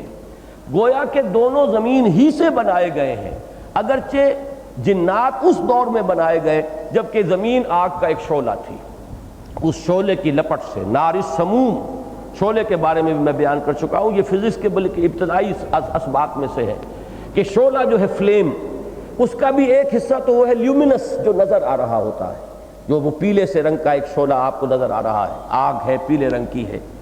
ایک وہ ہے اس کے گرد ہے اصل حصہ جہاں حرارت سب سے زیادہ ہوتی ہے، لیکن وہ انویزیبل حصہ وہ نظر نہیں آتا، وہ ہے اصل میں لپٹ جس کو کہا گیا ہے، یا نار السموم، جیسے کہ آگ اگر ہوا کے اندر آگ سرایت کیے ہوئے ہے، باد سرسر ہے، لو کے تھپیڑے آ رہے ہیں، تو کوئی شے نظر نہیں آتی، حرارت ہے آگ اس ہوا کے اندر لیکن نظر نہیں آ رہی۔ اسی طریقے سے شعلے کا وہ حصہ جو انویزیبل ہے، اس لپٹ سے جنات کی تخلیق ہوئی ہے، اور وہ شعلہ بھی کوئی اور شعلہ نہیں بلکہ اسی زمین کا وہ دور جبکہ یہ ایک شعلے کی شکل میں تھی۔ یہی وجہ ہے کہ سورہ ہجر میں اس کو بیان کیا گیا ہے وَالْجَانَّ خَلَقْنَاهُ مِنْ قَبْلِ مِنْ نَارِ السُّمُومِ، انسان کی، آدم کی پیدائش اور تخلیق سے بہت پہلے جنات کی تخلیق کی گئی ہے لو کی لپٹ سے، یعنی یہ کہ جو اس کے اوپر زمین جب ایک شعلہ تھی، اس شعلے کے اوپر جو وہ اس کی لپٹ تھی، وہ انویزیبل حصہ اس کا، اس سے بنائے گئے۔ البتہ یہ ذہن میں رہے کہ جنات آگ سے بنائے گئے لیکن آگ نہیں ہے، جیسے ہم مٹی سے بنائے گئے لیکن اب مٹی نہیں ہے۔ ہمارا یہ پروٹوپلازم جسے ہم کہتے ہیں، یہ جو ہمارے جسم کا جو مادہ ہے، یہ مٹی نہیں ہے، اگرچہ اس کا مادہ تخلیق مٹی ہے۔ اسی طریقے سے ذہن میں اگر یہ تصور ہے کہ جن جو ہے وہ آگ ہے، نہیں، آگ سے بنے ہیں، مادہ تخلیق ان کا آگ ہے لیکن وہ خود آگ نہیں ہے۔ اور یہ جنات اور انسان یہ دونوں اس زمین ہی سے بنائے گئے، یہی دونوں اس زمین کا بوجھ ہیں۔ ایک بات اس کے ضمن میں اور آ گئی تھی درس کے دوران، وہ چونکہ ہمارا اجماعی عقیدہ جو ہے اہل علم کا وہ تو یہ ہے کہ جنات میں نبی اور رسول نہیں آئے۔ میرے حلقے میں جو لوگ شرکت کرتے ہیں ان کا چونکہ میرا ایک بڑا طویل اور بڑا گہرا تعلق رہا ہے مولانا امین احسن اصلاحی صاحب کے ساتھ، تو ان حضرات کا بھی ایک تعلق ہے، تو چونکہ انہوں نے اس کے برعکس ایک رائے دی ہے تو میں اس کے ضمن میں وضاحت کر رہا ہوں کہ مولانا اصلاحی صاحب نے یہ رائے دی ہے کہ جنوں میں بھی رسول آئے، اس لیے کہ قاعدہ جب قرآن مجید نے یہ بیان کیا ہے کہ رسول اسی جنس میں سے ہونا، اسی کی نوع میں سے ہونا ضروری ہے جس کی طرف رسول بھیجا جائے، ورنہ حجت قائم نہیں ہوتی۔ تو یہ قاعدہ کلیہ اپنی جگہ صحیح ہے، میں اس کو ایک اصول کی حیثیت سے مانتا ہوں، لیکن آپ دنیا بھر کے قواعد کے بارے میں یہ جانتے ہیں کہ ایکسیپشنز پروو دی رول، کہیں نہ کہیں ایکسیپشنز ہوتی ہیں، اور ایکسیپشنز در حقیقت اس قانون کو مزید ثابت کرتی ہیں کہ جب استثناء ہے تو استثناء کا مطلب یہ ہے کہ وہ ایک خالص استثنائی کیفیت ہے جس کو بیان کیا جا رہا ہے، ورنہ قاعدہ کلیہ وہی رہے گا۔ ویسے تو یہ ہے کہ قرآن مجید نے یہ بھی بیان کیا ہے کہ اکثر رسول جو بھیجے گئے وہ اسی قوم کا فرد ہوتے تھے، وَإِلَىٰ مَدْيَنَ أَخَاهُمْ شُعَيْبًا، تاکہ حجت جو ہے بتمام و کمال قائم ہو جائے، کوئی حجاب نہ ہو، کوئی ان کے درمیان مغایرت کا پردہ حائل نہ ہو۔ لیکن اس میں بھی ہم استثناء دیکھتے ہیں کہ حضرت لوط علیہ السلام عامورہ اور صدوم کی بستیوں کی طرف بھیجے گئے، حالانکہ وہ ان کی قوم کے فرد نہیں تھے، یہ تو حضرت ابراہیم علیہ السلام کے بھتیجے تھے۔ حضرت لوط علیہ السلام ان کے ساتھ ہجرت کر کے عراق سے گئے تھے شام اور پھر فلسطین پہنچے تھے، پھر ان کو بھیجا اللہ تعالیٰ نے صدوم اور عامورہ کی بستیوں کی طرف، تو وہاں جب وہ گئے تو ظاہر بات ہے کہ وہ اس قوم کے فرد نہیں تھے، ایکسیپشن موجود ہے۔ اسی طریقے سے انسانوں کے اندر، انسانوں میں مرد بھی ہیں، عورتیں بھی ہیں۔ اگر حجت ہی قائم کرنے کے اس قانون کو ہم بالکل اٹل مان لیں گے تو اس کا مطلب یہ کہ عورتوں کے لیے پھر عورتیں نبی ہونی چاہیے تھی، جبکہ ہمیں معلوم ہے کہ نبوت عورتوں کے لیے نہیں ہے۔ حالانکہ عورتوں کی نفسیات، عورتوں کے معاملات، عورتوں کے احساسات، ظاہر بات ہے کہ مرد کبھی بھی اپنے اوپر وہ کیفیت طاری نہیں کر سکتا۔ اگر رسول اور نبی صرف مرد ہوئے ہیں تو اگر وہی قاعدہ جو ہے بالکل اٹل ہو جائے، اس میں کہیں کوئی استثناء نہ ہو، تو اس کی روح سے تو پھر نبی جو ہے کوئی آنی چاہیے تھی، خواتین میں سے بھی اور رسول آنی چاہیے تھی، لیکن وہ بھی نہیں ہے۔ تو اجماعی عقیدہ یہی ہے کہ نبوت و رسالت جنوں میں نہیں ہے، بلکہ نبوت و رسالت کے اعتبار سے جنات بھی تابع ہیں انسانوں کے، وہی رسول جو آئے ہیں انسانوں میں وہی در حقیقت ان کی طرف بھی ہے۔ یہی وجہ ہے، مجھے حیرت ہوتی ہے مولانا اصلاحی صاحب کا، حالانکہ جو اصل الاصول ہے وہ تو یہ ہے کہ قرآن مجید پر وہ بیس کرتے ہیں اپنے سارے استدلال کو۔ دو جگہ پر ذکر ہے جنات کا قرآن مجید کے اندر، انہوں نے حضور سے قرآن سنا، پھر جا کر اسی کی تبلیغ کی، انا سمعنا قرآنا عجبا یہدی الی الرشد فآمنا بہ، سورہ جن میں موجود ہے کہ تم بھی ایمان لاؤ۔ تو آخر اگر ان کی رسالت حضور صلی اللہ علیہ وسلم کی ان کی طرف نہیں تھی تو ایمان لانے کے معنی کیا ہے؟ پھر یہ کہ سورہ احقاف میں ذکر موجود ہے کہ ہم نے یہ موسیٰ کی کتاب کے بعد پہلی کتاب سنی ہے۔ اب اگر حضرت موسیٰ علیہ السلام اور حضور کے مابین 2000 برس کا فصل ہے، اس لیے کہ 1300 قبل مسیح میں حضرت موسیٰ علیہ السلام ہے اور 7ویں صدی میں حضور صلی اللہ علیہ وسلم پر وحی کا آغاز ہو رہا ہے 610 کے اندر، پورے 2000 سال کا فصل ہے۔ لیکن وہ جنات یہ کہہ رہے ہیں کہ من بعد کتاب موسیٰ کی کتاب کے بعد اب یہ کتاب ہے جو ہم نے سنی ہے۔ تو اس عرصے میں معلوم ہوا کوئی نبی ان کے ہاں نہیں رہا، جیسے کہ کتاب ہمارے ہاں واقعتاً حضرت موسیٰ کی کتاب یعنی تورات کے بعد قرآن ہی ہے۔ انجیل کتاب کے حکم میں نہیں ہے، وہ مواعظ ہیں، اس میں شریعت ہے ہی نہیں۔ اسی طریقے سے جو زبور ہے وہ بھی ترانہ حمد ہے، حمد کے ترانے ہیں، بک آف سامز کے نام سے آج بھی وہ موجود ہے اس اولڈ ٹیسٹمنٹ کے مجموعے کے اندر، اس میں بھی کوئی شریعت نہیں ہے۔ شریعت والی کتابیں صرف 2 نازل ہوئی ہیں، ایک حضرت موسیٰ علیہ السلام کو عطا کی جانے والی تورات اور آخری محمد الرسول اللہ کو عطا کیا جانے والا قرآن۔ تو کتاب جو ہے در حقیقت شریعت کے معنی میں جس میں کہ شریعت دی گئی ہو، جس میں احکام دیے گئے ہوں، تو یہ 2 ہی ہیں، تورات اور قرآن۔ تو ان کا قول جو ہے وہ بہت ہی حکیمانہ ہے کہ من بعد کتاب موسیٰ کی کتاب کے بعد یہ کتاب اب آئی ہے، اس پر ہم ایمان لائے ہیں۔ تو معلوم یہ ہوا کہ جو اجماعی ہے اہل سنت کا اور علماء کا جو عقیدہ ہے وہی صحیح ہے، اور نبوت و رسالت جو ہے جنات میں نہیں ہے۔ میں تو اس سے آگے بڑھ کر میرا اپنا ایک نظریہ ہے کہ میرے نزدیک جنات میں بھی روح نہیں ہے، روح صرف حضرت آدم میں پھونکی گئی ہے اور وہی ان کے شرف کی بنیاد ہے۔ فَإِذَا سَوَّيْتُهُ وَنَفَخْتُ فِيهِ مِن رُوحِي فَقَعُوا لَهُ سَاجِدِينَ۔ جنات کے اندر وہ روح نہیں تھی، جیسے یہ حیوانات ہیں، جان ہے ان میں، حیات ہے، بکری ہے جاندار ہے، کوئی اور ہے بلی ہے، یہاں تک کہ گھاس کا تنکا بھی جاندار ہے۔ میں نے تفصیل سے بحث کی ہے ان مضامین پر، میرا جو چھوٹا سا کتابچہ ہے عظمت صوم، کہ روح اور ہے جان اور ہے، جان اور روح کو گڑبڑ نہیں کرنا چاہیے۔ عام طور پر مغالطہ یہ ہو جاتا ہے ہمارے ذہنوں میں، چونکہ یہ لفظ ہم بولتے روح نکل گئی، روح عالم بالا کو پرواز کر گئی، موت کے وقت اس لفظ روح کا اطلاق ہم کرتے ہیں۔ روح بالکل دوسری شے ہے، روح کا تعلق جو ہے اس حیات سے نہیں ہے۔ یہ حیات جو ہے یہ حیوانات میں بھی ہے، یہ بلی اور کتے کے اندر بھی موجود ہے، یہ گھاس کے تنکے میں بھی موجود ہے۔ وہ جرثومہ کے جو کہ آپ ٹپکاتے ہیں، جو انسان جو ہے بیوی کے بطن میں ٹپکاتا ہے، وہ بھی ذی حیات ہے، اس کے اندر زندگی ہے، اس میں حرکت ہے، بڑی تیزی کے ساتھ حرکت کرنے والا جرثومہ ہے۔ بیضہ انثیٰ جو ہے، جو ماں کی طرف سے حصہ شامل ہوتا ہے، وہ بھی لیونگ میٹر ہے۔ تو لائف اور شے ہے، روح اور شے ہے۔ وہ روح جو ہے روح ملکوتی، جس کا تعلق اللہ کی ذات کے ساتھ ہے، وَنَفَخْتُ فِيهِ مِن رُوحِي، وہ صرف اس حضرت انسان کا ایک شرف ہے جو اللہ نے اسے عطا فرمایا، اور وہی روح ریسیپینٹ ہے وحی کی۔ لہذا جنات کے لیے وحی ممکن ہی نہیں ہے ریسیو کرنا۔ اس وحی کی ریسیپشن جو ہے صرف انسان ہی کر سکتے تھے، جن کے اندر کہ وہ روح جو ہے، جو اللہ تعالیٰ نے جس کا تعلق اپنی ذات کے ساتھ قائم ثابت فرمایا ہے، ذکر فرمایا ہے، وہ جن کو ملی ہے۔ اس لیے کہ وحی کو بھی روح کہا گیا، قرآن کو بھی روح کہا گیا، لانے والا فرشتہ بھی روح ہے، اور روح محمدی، روح نبوی جو ہے وہ در حقیقت ریسیپینٹ ہے اس وحی کی۔ تو یہ تمام جو ہے الفاظ ایک لفظ روحی کے حوالے سے آتے ہیں۔ تو جنات کے اندر نہ روح ہے، وہ اس معنی میں روح، حیات ہے، زندگی ہے، روح نہیں ہے،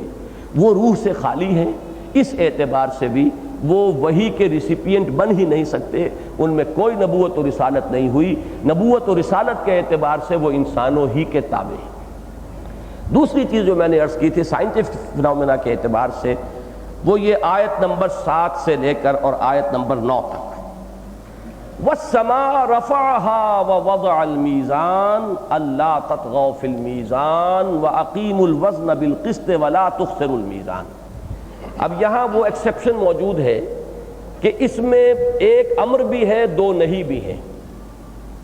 اور آسمان کو اس نے بلند کیا اور رکھ دی میزان، اللہ تطغوا فی المیزان، لا تطغوا نہیں ہے، مت زیادتی کرو میزان میں۔ وَأَقِيمُوا الْوَزْنَ بِالْقِسْطِ، یہ فعل امر ہے، قائم رکھو وزن کو عدل کے ساتھ، وَلَا تُخْسِرُوا الْمِيزَانَ، اور میزان پہ کوئی کمی نہ کرو۔ اس میں میری جو رائے بنی ہے واللہ عالم، میں بڑی ہی ہیوملٹی کے ساتھ اس کو میں پیش کر رہا ہوں، اس لیے کہ یہ بات میرے علم کی حد تک کسی اور نے آج تک نہیں کہی ہے۔ اگر مجھے کہیں سلف میں مل گئی بات تو پھر مجھے بہت اطمینان ہو جائے گا۔ بعض چیزیں میں نے آپ کو بتایا ہے کہ ایسی ہوئی ہیں۔ مثلا میری ایک رائے تھی کہ سورہ بقرہ میں جہاں صوم کے احکام آئے ہیں اس میں جو پہلا حکم آیا ہے وہ رمضان کے روزے سے متعلق نہیں ہے، بلکہ وہ 3 روزوں کا حکم حضور نے دیا تھا ہر مہینے رکھنے کا، رمضان کے روزے کی فرضیت سے پہلے۔ ایام 20 کے روزے جو بعد میں بھی نفلی اور مسنون روزوں کی حیثیت سے باقی رہے ہیں، 13ویں 14ویں اور 15ویں تاریخ ہر مہینے کی حضور نے حکم دیا روزے رکھو، یہ اس سے متعلق ہے۔ اس کے بعد جب آیا ہے کہ یہ رمضان مبارک کا ذکر، شہر رمضان الذی انزل فیہ القرآن ھدی للناس وبینات من الھدی والفرقان فمن شہد منکم الشہر فلیصم، یہ ہے صوم رمضان کا حکم۔ اب یہ میرا ایک گمان تھا جو اللہ تعالیٰ نے مناسبت عطا فرمائی ہے نظم قرآن کے ساتھ، اس کے حوالے سے، لیکن مجھے کہیں اردو تفاسیر میں اس کا ذکر نہیں ملا تھا، لہذا میں گھبراتا تھا کہ میں یہ بات کیسے کہوں، اگر کہتا بھی تھا تو ڈرتے ڈرتے۔ اچانک ایک روز، یہ میرے زمانہ طالب علمی کی بات ہے، میڈیکل کالج کا اسٹوڈنٹ تھا میں، اس زمانے کی بات ہے کہ مجھے ایک رسالہ زندگی ہندوستان سے نکلتا ہے، جماعت اسلامی کا آفیشل آرگن، اس میں ایک مضمون ایک صاحب کا پڑھنے کو ملا جنہوں نے بڑے ناقدانہ انداز میں اور بڑے تحقیر کے انداز میں یہ بات بیان کی، مولانا انور شاہ کاشمیری رحمۃ اللہ علیہ کی رائے کی نفی کرتے ہوئے، کہ انہوں نے کیسی ہلکی بات کہہ دی ہے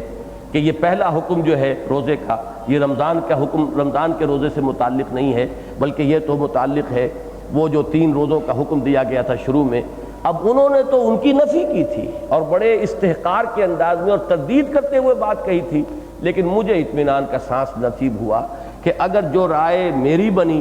اگر وہی رائے انور شاہ کاشمیری رحمۃ اللہ علیہ کی ہے، تو پھر اب مجھے کوئی وہ بے چینی نہیں رہی، گھبراہٹ نہیں رہی، متفق گردید رائے بو علی برائے من۔ بعد میں نے جب تفسیر امام رازی پڑھی ہے، تفسیر کبیر، تو حیران رہ گیا میں کہ اس میں تو یہ قول سلف سے منقول چلا آ رہا ہے، لیکن ہوتا یہ ہے کہ ہر دور میں اب ہمارے جو اردو مفسرین ہیں ایک خاص ماحول کے اندر ان کی سوچ پروان چڑھی ہے، ایک خاص قسم کے اثرات فضا کے اندر موجود ہیں،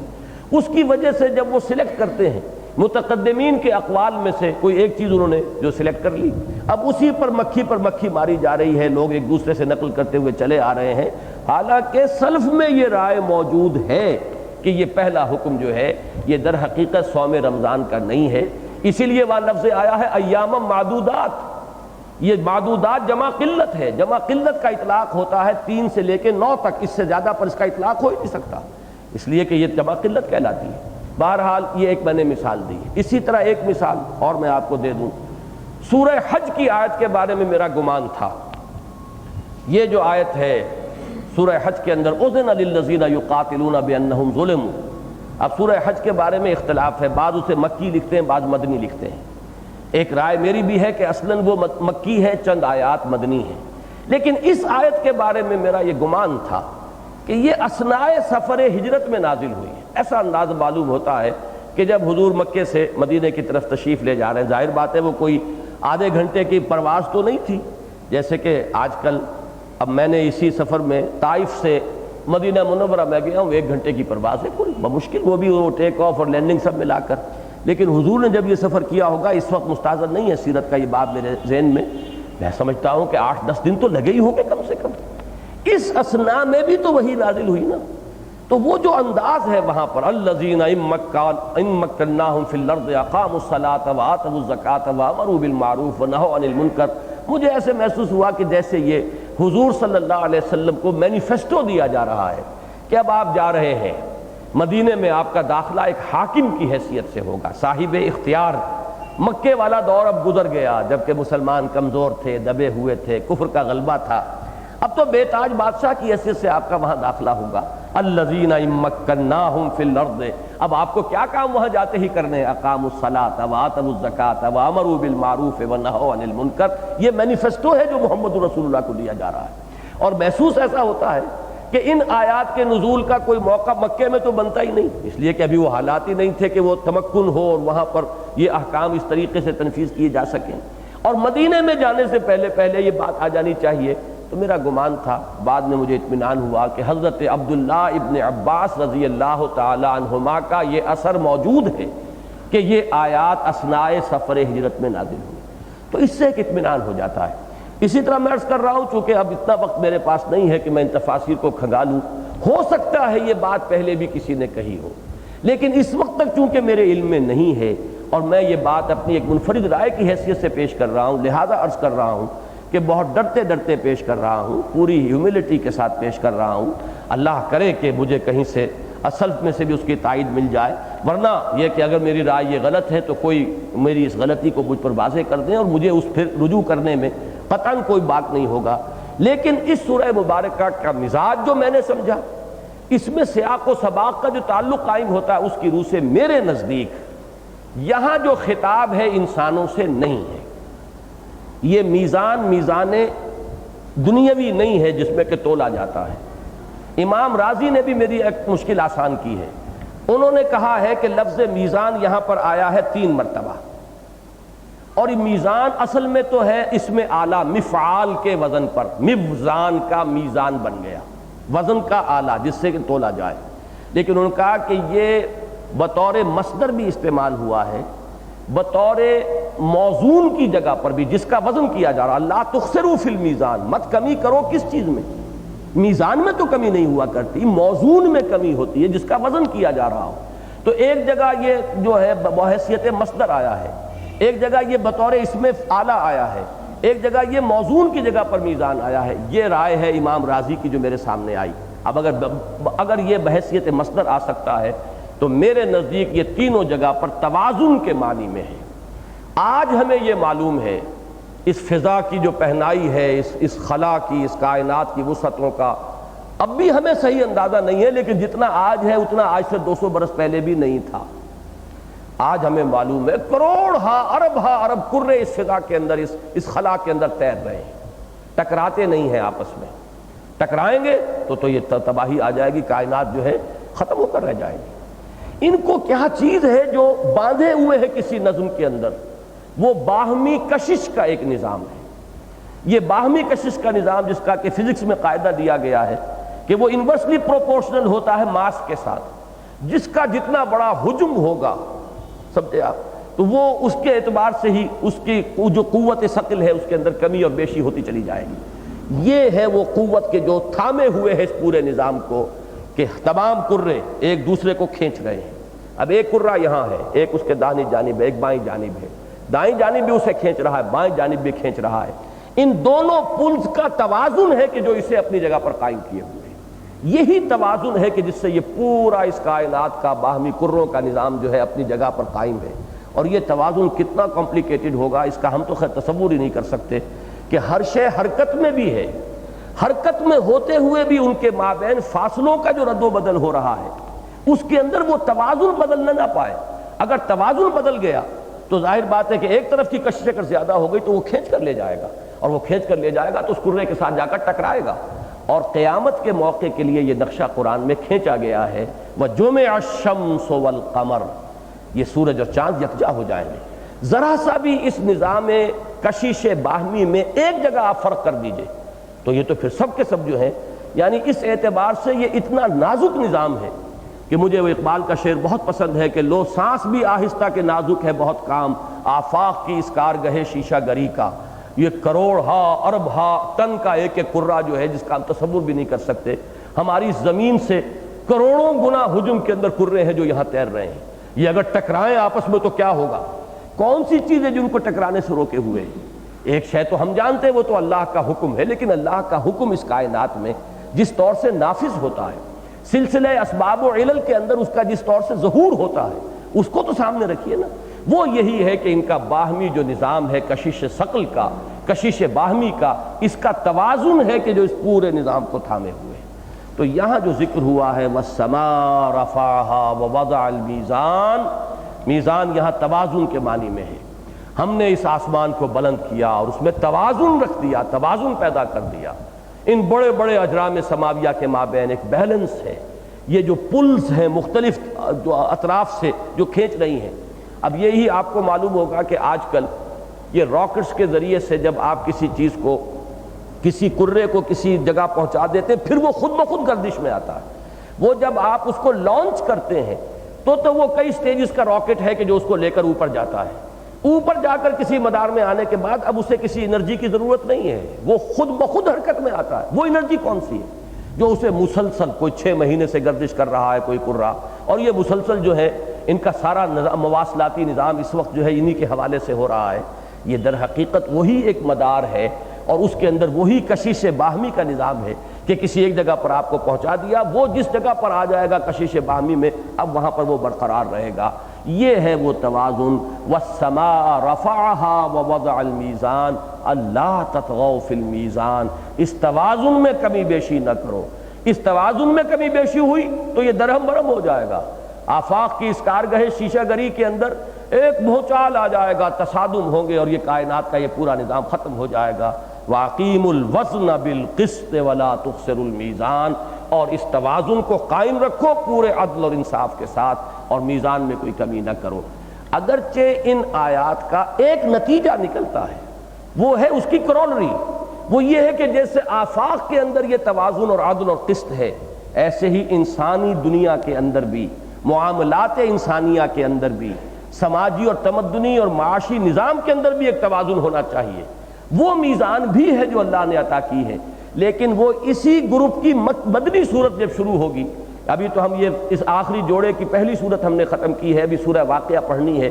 پھر مدنی سلسلہ شروع ہو جائے گا۔ سورہ حدید میں وہ آیت آ گئی ہے، لَقَدْ أَرْسَلْنَا رُسُلَنَا بِالْبَيِّنَاتِ وَأَنزَلْنَا مَعَهُمُ الْكِتَابَ وَالْمِيزَانَ لِيَقُومَ النَّاسُ بِالْقِسْطِ۔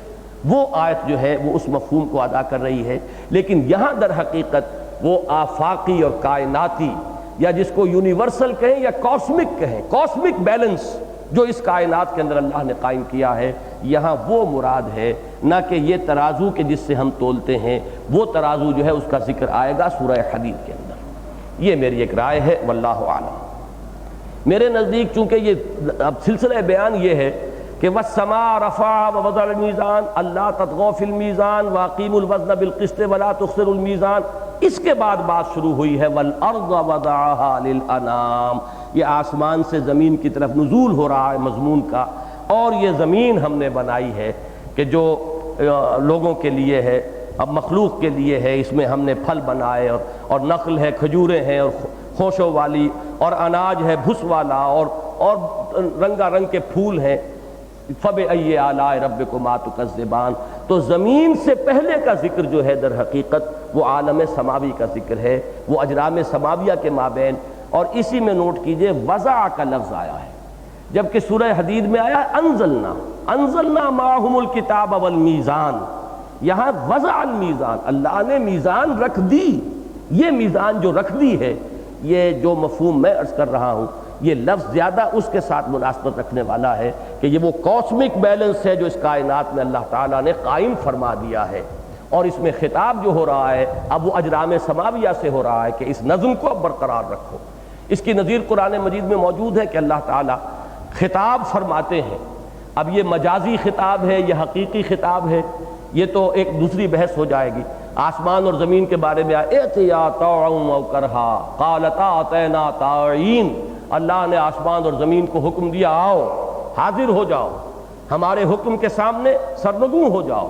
چاہے اپنی طبیعت کی آمادگی کے ساتھ، چاہے اپنی طبیعت پر جبر کرتے ہوئے۔ ان دونوں نے عرض کیا کہ ہم حاضر ہیں اپنی پوری طبیعت کی آمادگی کے ساتھ، آپ کا جو حکم ہوگا اسی کی پابندی کریں گے۔ تو یہ کلام جو ہے زمین سے، آسمان سے، یہ جو بھی اجرام سماویہ ہیں، ان سے کلام قرآن مجید میں ثابت ہے اللہ تعالیٰ کا اس طور سے، اور میرے نزدیک یہاں پر بھی کلام کا رخ جو ہے وہ ان کی جانب ہے، انسانوں کی جانب نہیں ہے۔ تیسری چیز جو میں عرض کر دوں وہ آخری بھی ہوگی،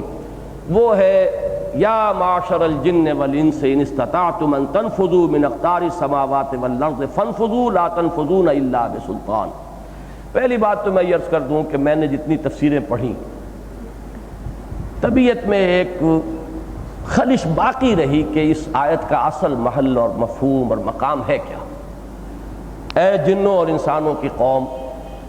اگر تم میں استطاعت ہے کہ تم آسمان اور زمین کے حدود سے نکل بھاگو تو نکل بھاگو،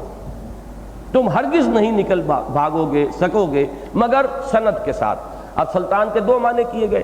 ایک تو طاقت کے ساتھ نکل سکتے ہو، اور ایک یہ کہ سند کے ساتھ کہ ہمارا اگر پاسپورٹ ہے، ہمارا اجازت نامہ ہے تو نکل جاؤ گے۔ لیکن سوال یہ ہے کہ آسمانوں اور زمین سے نکل کے جائیں گے کہاں؟ اس لیے کہ قرآن مجید کی اصطلاح جہاں تک میں سمجھ سکا ہوں، آسمانوں اور زمین کا لفظ قرآن جب استعمال کرتا تو کل کائنات کو وہ اس سے مراد لیتا ہے۔ جو ہماری سائنٹیفک اصطلاحات ہیں، جو ہماری اہل منطق یا اہل فلسفہ کی اصطلاحات ہے، کون و مکان، کائنات، قرآن ان الفاظ کو استعمال نہیں کرتا، حالانکہ یہ عربی کے الفاظ ہیں۔ قرآن مجید نے سادہ ٹرمینالوجی جو عرب کا ایک عام بدو بھی سمجھ لیتا تھا وہ استعمال کی ہے، لیکن جب بھی وہ آسمان اور زمین مراد لیتا ہے تو کل کائنات، کل عالم جو بھی اللہ نے تخلیق فرمایا ہے وہ اس میں آ جاتا ہے۔ اب اس سے باہر پھر کون ہے؟ اس سے باہر ہے کیا؟ جو بھی کچھ ہے کائنات کے اندر وہ تو ان کی حدود کے اندر آ گیا۔ اب وہاں سے نکل کر جانے کا مسئلہ ہے کہاں کا، کہاں نکل بھاگیں گے؟ پھر یہ کہ اگر یہ صرف اشارہ ایک مجاز کے درجے میں ہوتا، صرف ایک استعارہ ہوتا، تو وہ جو ٹکڑا ہے کہ لا تنفذون الا بسلطان، وہ کچھ سپر فلوئڈ سا ہو جاتا ہے، مطلب یہ کہ غیر ضروری سا محسوس ہوتا ہے۔ اس سے تو معلوم ہوتا ہے کہ نکل سکتے ہیں، اس لیے کہ اللہ کی سند درکار ہے۔ چاہے وہ اپنی طاقت لیں، جن لوگوں نے طاقت مانی لیے ہیں وہ تو بہت ہی احمقانہ مفہوم ہے جو انہوں نے لیا، عجیب، یعنی ایک تضاد ہوگا اس میں کہ اے جنوں اور انسانوں، اگر تم میں طاقت ہے کہ تم نکل بھاگو آسمان اور زمین کی حدود سے تو نکل بھاگو، تم نہیں نکل بھاگو گے مگر طاقت کے ساتھ۔ تو سلطان کے معنی اگر طاقت لیتے ہو تو کلام ہی محمل ہو گیا، اگر تم میں طاقت ہے تو نکل بھاگو، تم نہیں نکل سکتے مگر طاقت کے ساتھ۔ تو یہ تو میرے نزدیک جن لوگوں نے بھی یہ معنی کیے ہیں انہوں نے تو سادہ سی منطق کو بھی سامنے نہیں رکھا کہ یہ تو بالکل کلام محمل ہو گیا۔ ہاں، جنہوں نے سلطان سے مراد لیا ہے اللہ کی سند، اللہ کا اجازت نامہ، اللہ کا پاسپورٹ، وہ کسی نہ کسی درجے میں مضمون جو ہے وہ منطقی بن جاتا ہے کہ ان کی حدود سے تم نہیں نکل سکتے الا یہ کہ اللہ کی طرف سے سند اور سلطان اور جواز، جسے کہتے ہیں جواز سفر۔ آج کل جو بھی حج اور عمرے کے لیے جاتا ہے تو وہاں سب سے پہلے فین جواز، تو وہ جواز ہے۔ اور مجھے بڑا ایک پیارا شعر یاد آ گیا ہے اس جواز کے لفظ پر، میں بہت زیادہ محظوظ ہوا جب میں نے عرب میں جا کر دیکھا کہ پاسپورٹ کو وہ جواز کہتے ہیں۔ تو ایک شعر ہے، کسی نے بہت مایوسی کے عالم میں کہا ہے، ہوگا کسی تحریک سے وابستہ، کسی جماعت سے وابستہ ہوگا، اس کے قائد سے یا قائدین سے یا قیادت سے مایوس ہوا، بددل ہوا۔ میں نہیں جانتا کہ وہ کون شاعر ہے، مجھے صرف شعر یاد ہے، مجھے معلوم نہیں ہے کہنے والا کون ہے، اس کا پس منظر کیا ہے، لیکن ایک عجیب کیفیت ہے اس شعر کے اندر۔ تیری رہبری کا یہ فیض ہے، قدم اہل شوق کے رک گئے۔ بڑا طنز ہے، بڑا گہرا، بہت کرب ہے اس میں۔ اس کرب اور طنز کا ایک ایسا اجماع جو ہے اس شعر کے اندر جو اجتماع ہوا ہے، تیری رہبری کا یہ فیض ہے، قدم اہل شوق کے رک گئے، نہ کوئی جواز سفر ملا، نہ کوئی دلیل قیام ہے۔ کھڑے ہوں تو کس دلیل سے کھڑے ہوں، چلیں تو کس دلیل سے چلیں، گو مگو کی ایک حالت کے اندر مبتلا ہو کر لوگ رہ جائیں۔ کسی قائد کی قیادت پر اس سے زیادہ بھرپور طنز اور نہیں ہو سکتا کہ تیری رہبری کا یہ فیض ہے، قدم اہل شوق کے رک گئے، نہ کوئی جواز سفر ملا، نہ کوئی دلیل قیام ہے۔ تو یہ جواز کے لفظ سے مجھے یاد آیا کہ جواز کہتے ہیں پاسپورٹ کو عرب میں، جواز سفر، کہ جس سے کہ آپ اپنے ملک کی حد سے باہر نکل سکتے ہیں اور کسی ملک میں داخل ہونے کا بھی ٹھپا اس پر لگا ہوتا ہے۔ بہرحال یہاں جن لوگوں نے سند جواز مراد لیا ہے وہ کم سے کم منطقی اعتبار سے تو بات صاف ہو گئی، لیکن سوال یہ ہے کہ جائیں گے کہاں؟ اگر آسمانوں اور زمین کے حدود سے باہر نکلنے کا کوئی امکان ہے تو وہ باہر ہے کون سی؟ میرے نزدیک اس عقدے کو حل کرتا ہے جدید جو ہماری فلکیات کا ایک بہت ہی ریسنٹ ایک یہ ڈسکوری ہے جنہیں بلیک ہولز کہا جاتا ہے۔ اس کائنات کے بڑے دور کے مشاہدے میں ایک عجیب حقیقت سامنے آئی ہے کہ کہیں کہیں ایسے سیاہ داغ ہیں، نقطے ہیں کہ ان میں بڑے بڑے کرے اور کتنا ہی اس کائنات کا کاسمک میٹیریل جو ہے وہ گم ہو جاتا ہے، پھر پتہ نہیں چلتا کہ کہاں گیا۔ ان کو بلیک ہولز کہا جاتا ہے جدید ایسٹرونومی کی اصطلاح۔ آپ دیکھ رہے ہیں کرے ہیں، سب ہیں، اور اچانک محسوس ہوا کہ وہ سب کے سب غائب ہو گئے، کہاں گئے؟ بس ایک سیاہ سا داغ رہ جاتا ہے باقی اور کچھ نہیں رہتا۔ کہاں چلا گیا ہے سارا مواد؟ میرے نزدیک یہ وہ وجود سے عدم کا معاملہ ہے، عدم محض میں دوبارہ چلے جانا، اس لیے کہ اس کائنات کی اصل تو عدم ہے۔ مجھے حضرت مجدد الفسانی رحمۃ اللہ علیہ کا ایک قول یاد آ رہا ہے کہ این صنعت باری تعالی است کہ معدوم را موجود می نمائند۔ یہ تو اللہ تعالیٰ کی صناعی کی شان ہے، یہ کائنات اصل میں تو اس کی حقیقت عدم ہے، اس عدم کو وجود کا ایک پردہ جو ہے پہنا دیا گیا ہے، نظر آ رہا ہے کہ یہ موجود ہے، حقیقت میں معدوم ہے۔ تو کائنات کی اصل تو عدم ہے، اللہ نے عدم سے اسے وجود بخشا، اب یہ پھر عدم ہی کے پردے میں جائے گی، اور اس عدم کے پردے میں جانے کا معاملہ جیسے اس کائنات کے اندر کریشن کا پروسیس ابھی جاری ہے، یہ بھی جدید ترین جو نظریات ہیں اس میں یہ ہے ایکسپینڈنگ یونیورس کا فلسفہ، اور کریشن ابھی مسلسل جاری ہے۔ ہمارے بعض سائنسدان تو بتاتے ہیں کہ اتنے عرصے میں ایک نیا ایٹم جو ہے ہائیڈروجن کا وجود میں آ رہا ہے، مسلسل ہائیڈروجن ایٹمز جو ہیں اس کائنات کے اندر ایڈ ہو رہے ہیں۔ تو جس طرح ایک طرف ہمارے جسم کے اندر خون ہے، مسلسل اس کی نئی پیدائش بھی ہوتی ہے، اور مسلسل وہ جو کارپسلز ہیں اس کے وہ ان کی موت بھی واقع ہو رہی ہے، تو تخلیق اور فنا کا عمل ہماری اس زندگی کے دوران بھی ہمارے وجود میں جاری ہے۔ خون کے ذرات تازہ پیدا ہو رہے ہیں اور پھر وہ ختم ہوتے چلے جا رہے ہیں۔ اسی طریقے سے اس کائنات میں ابھی تخلیق اور فنا کا عمل بھی مسلسل جاری ہے۔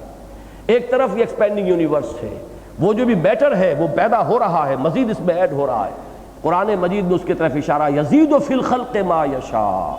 اللہ تعالیٰ خلق میں اضافہ کرتا رہتا ہے جو چاہتا ہے، اس کی ابھی خلاقی ختم نہیں ہوئی۔ اقبال نے اس کو اس طرح بیان کیا ہے کہ یہ کائنات ابھی ناتمام ہے، شاید کہ آ رہی ہے دمادم صدائے کن فیکون۔ یہ صدائے کن فیکون ہر شخص تو نہیں سن سکتا،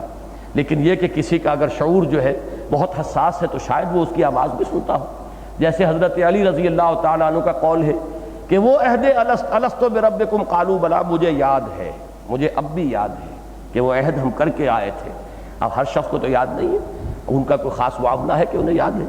بہرحال اس کائنات میں کریشن اور ڈسٹرکشن کا عمل مسلسل جاری ہے۔ وہ ڈسٹرکشن جو ہے وہ ہے بلیک ہولز کی شکل میں۔ میرے نزدیک اس آیت کا مفہوم یہ ہے جو مختلف مواقع پر قرآن مجید سے اور جگہوں سے معلوم ہوتا ہے کہ انسان اور جن جب وہ وقت آئے گا قیامت کا تو وہ فنا کے طالب ہوں گے،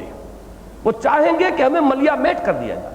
نسیم منسیہ، جیسے کہ الفاظ سورہ مریم میں حضرت مریم کے آئے ہیں، یا لیتنی مت قبل ھذا وکنت نسیم منسیہ، کاش کہ میں اس سے پہلے مر چکی ہوتی اور میں بھولی بسری ہو چکی ہوتی، یاد بھی نہ ہوتا کسی کو کہ کون مریم تھی۔ یہ جو ایک کیفیت ہے، یہی کیفیت تو ہر ایک کی ہوگی جب وہ حساب کا وقت قریب آ رہا ہوگا۔ کاش کہ ہم ایک دم ہمارا وجود ختم ہو جائے، جس کو کہ فارسی میں کسی نے کہا ہے اس کیفیت کا اظہار ہے کہ مرائے کاش کے مادر نہ زادے، کاش کہ مجھے میری ماں نے جنا نہ ہوتا۔ اور قرآن مجید میں سورہ جو ہے اما یتسالون وہ اسی پر آتی ہے، یا لیتنی کنت ترابا، ہائے کاش کہ میں مٹی ہوتا۔ یہ آج جو محاسبہ ہے جس کو فیس کرنا پڑ رہا ہے، کاش کہ اس کا مرحلہ نہ آتا۔ یہی کیفیت حضرت ابو بکر رضی اللہ تعالیٰ عنہ کے اس قول میں ہے کہ کاش میں چہچہاتی ہوئی چڑیا ہوتا جس سے کوئی حساب کتاب نہیں، کاش میں گھاس کا ایک تنکا ہوتا جو جلا دیا جاتا ہے، ختم ہو جاتا ہے، پھر اس سے کوئی حساب کتاب نہیں۔ تو جن اور انس یہ چاہیں گے کہ کاش ہمیں معدوم کر دیا جائے، ہمارا وجود ختم ہو جائے، یہ شرف وجود جو ہمیں عطا ہوا ہے، یہ خلعت وجود جس سے ہم نوازے گئے ہیں، کاش کہ یہ ہم سے لے لی جائے۔ اسی کو قرآن مجید میں غالباً سورہ فرقان میں کہا گیا ہے وَدَعَوْا هُنَالِكَ ثُبُورًا، اب وہ موت مانگیں گے اور کہا جائے گا اب ایک موت نہ مانگو، اب لاکھوں موتیں مانگو، اب ایک موت سے کام نہیں چلے گا، اب تو اس جہنم کے اندر ہر آن مرو گے اور پھر جیو گے اور مرو گے اور پھر جیو گے، اور وہ موت نہیں آئے گی، وہ موت چاہیں گے اور وہ موت آئے گی نہیں۔ یہ ہے اصل میں نقشہ کہ انسان چاہیں گے اور جنات چاہیں گے کہ ہم معدوم کر دیے جائیں، ہمیں ختم کر دیا جائے، لیکن یہ کہ نہیں، البتہ اللہ کا حکم جب ہوگا جس کے لیے ہوگا، وہ سند جس کو اللہ تعالیٰ عطا فرما دے کہ اس کا وجود ختم ہو جائے اور وہ عدم کے پردے میں گم ہو کر رہ جائیں، وہ بلیک ہول میں داخل ہو اور پھر ان کا وجود نہ رہے، جہنم میں داخل ہو کر تو وجود رہے گا، ایک کھال جل جائے گی تو دوسری کھال دے دی جائے گی، وہ جھلس جائے گی تو تیسری کھال دے دی جائے گی، تاکہ وہ سوزش اور جلن وہ مسلسل محسوس ہوتی رہے۔ وہ جو معدوم محض ہو جانے کی خواہش ہے، یہ آیت میرے نزدیک واللہ عالم پھر عرض کر رہا ہوں کہ یہ بلیک ہول کا کانسیپٹ جو ہے یہ بھی ظاہر بات ہے کہ بہت ریسنٹ ہے، میں پھر یقین کے ساتھ نہیں کہہ رہا، ایک ذہنی انتقال ذہنی ہے کہ میرا ذہن ادھر منتقل ہوا ہے اور میں نے اسے آپ حضرات کے سامنے رکھ دیا ہے۔ اہل علم کے لیے یہ غور و فکر کا مادہ ہوگا۔ اس میں یہ ڈھونڈنا، جیسا کہ میں نے تمہید میں کہا تھا کہ پہلے کسی نے یہ بات کہی ہے یا نہیں کہی ہے، تو یہ لا حاصل بات ہوگی، اس لیے کہ ظاہر بات ہے کہ بلیک ہولز کا کوئی کانسیپٹ ہی اس سے پہلے موجود نہیں تھا، کائنات کا ہمارا مشاہدہ ہی ابھی اتنی وسعت میں نہیں تھا، یہ مسلسل کریشن اور مسلسل ڈسٹرکشن کا یہ تصور جو ہے وہ ہمارے سامنے موجود نہیں تھا، لہذا یا معشر الجن والانس ان استطعتم ان تنفذوا من اقطار السماوات والارض فانفذوا لا تنفذون الا بسلطان، میرے نزدیک اس سے مراد آسمانوں اور زمین کی سرحدوں سے باہر نکل جانے کا مطلب یہ جو وجود ہے اس کے سرحد سے نکل کر عدم کے اندر داخل ہو جانا ہے، اور یہ چیز تو ہوگی ہی، ایک وقت آئے گا، لیکن کب ہوگی؟ جب اللہ چاہے گا، جب اللہ کی سلطان اور اللہ کی سند حاصل ہو جائے گی۔ تو یہ تین چیزیں تھیں خاص طور پر جو میں نے چاہا کہ دوبارہ دہرا کر آپ حضرات کے سامنے رکھ دوں، اور اس میں وہ مقدمہ اصل میں کہ ان چیزوں میں ہمیں فرق کرنا چاہیے، نہ تو جدید کے اندر اس طرح بہہ جائیں کہ جو شریعت کا عملی پہلو ہے اس کو بھی ہم موم کی ناک بنا دیں، جدھر چاہیں مروڑ دیں اور جدھر چاہیں اسے بھی لے جائیں اپنی خواہشات کے پیچھے۔ وہ عملی حصہ جو ہے وہ تو قائم اور دائم رہے، اس میں تو ہمارا اصول ہونا چاہیے کہ پیچھے کی طرف چلو، دوڑ پیچھے کی طرف ہے گردش ایام تو، اور یہ یہاں تک کہ ہم پہنچ جائیں ما انا علیہ واصحابی، جو حضور کا اور صحابہ کا طرز عمل ہے، جتنا بھی ہم قریب ہو سکیں قریب سے قریب تر، ادن و دونک اور قریب ہو جاؤ، وہ ہونا چاہیے عمل کے معاملے میں۔ باقی یہ علمی معاملات، فکر اور حکمت کے معاملات، اور خاص طور پر جہاں سائنٹیفک فنومینا کا معاملہ آتا ہو اس کے ضمن میں ہمیں آگے سے آگے جانا چاہیے، اور جتنی بھی جدید معلومات، خاص طور پر ثابت شدہ سائنسی حقائق جتنے بھی سامنے آ چکے ہیں، اور نظریات میں بھی جو چیز قرآن مجید کے بیان سے زیادہ مطابقت رکھتی ہو، قریبی مطابقت رکھتی ہو، ہمیں اس کو قرآن مجید کی اس تشریح میں اور تفہیم کے معاملے میں ان کو انکارپوریٹ کرنا چاہیے۔ اقول قولی ھذا واستغفر اللہ لی ولکم ولسائر المسلمین والمسلمات۔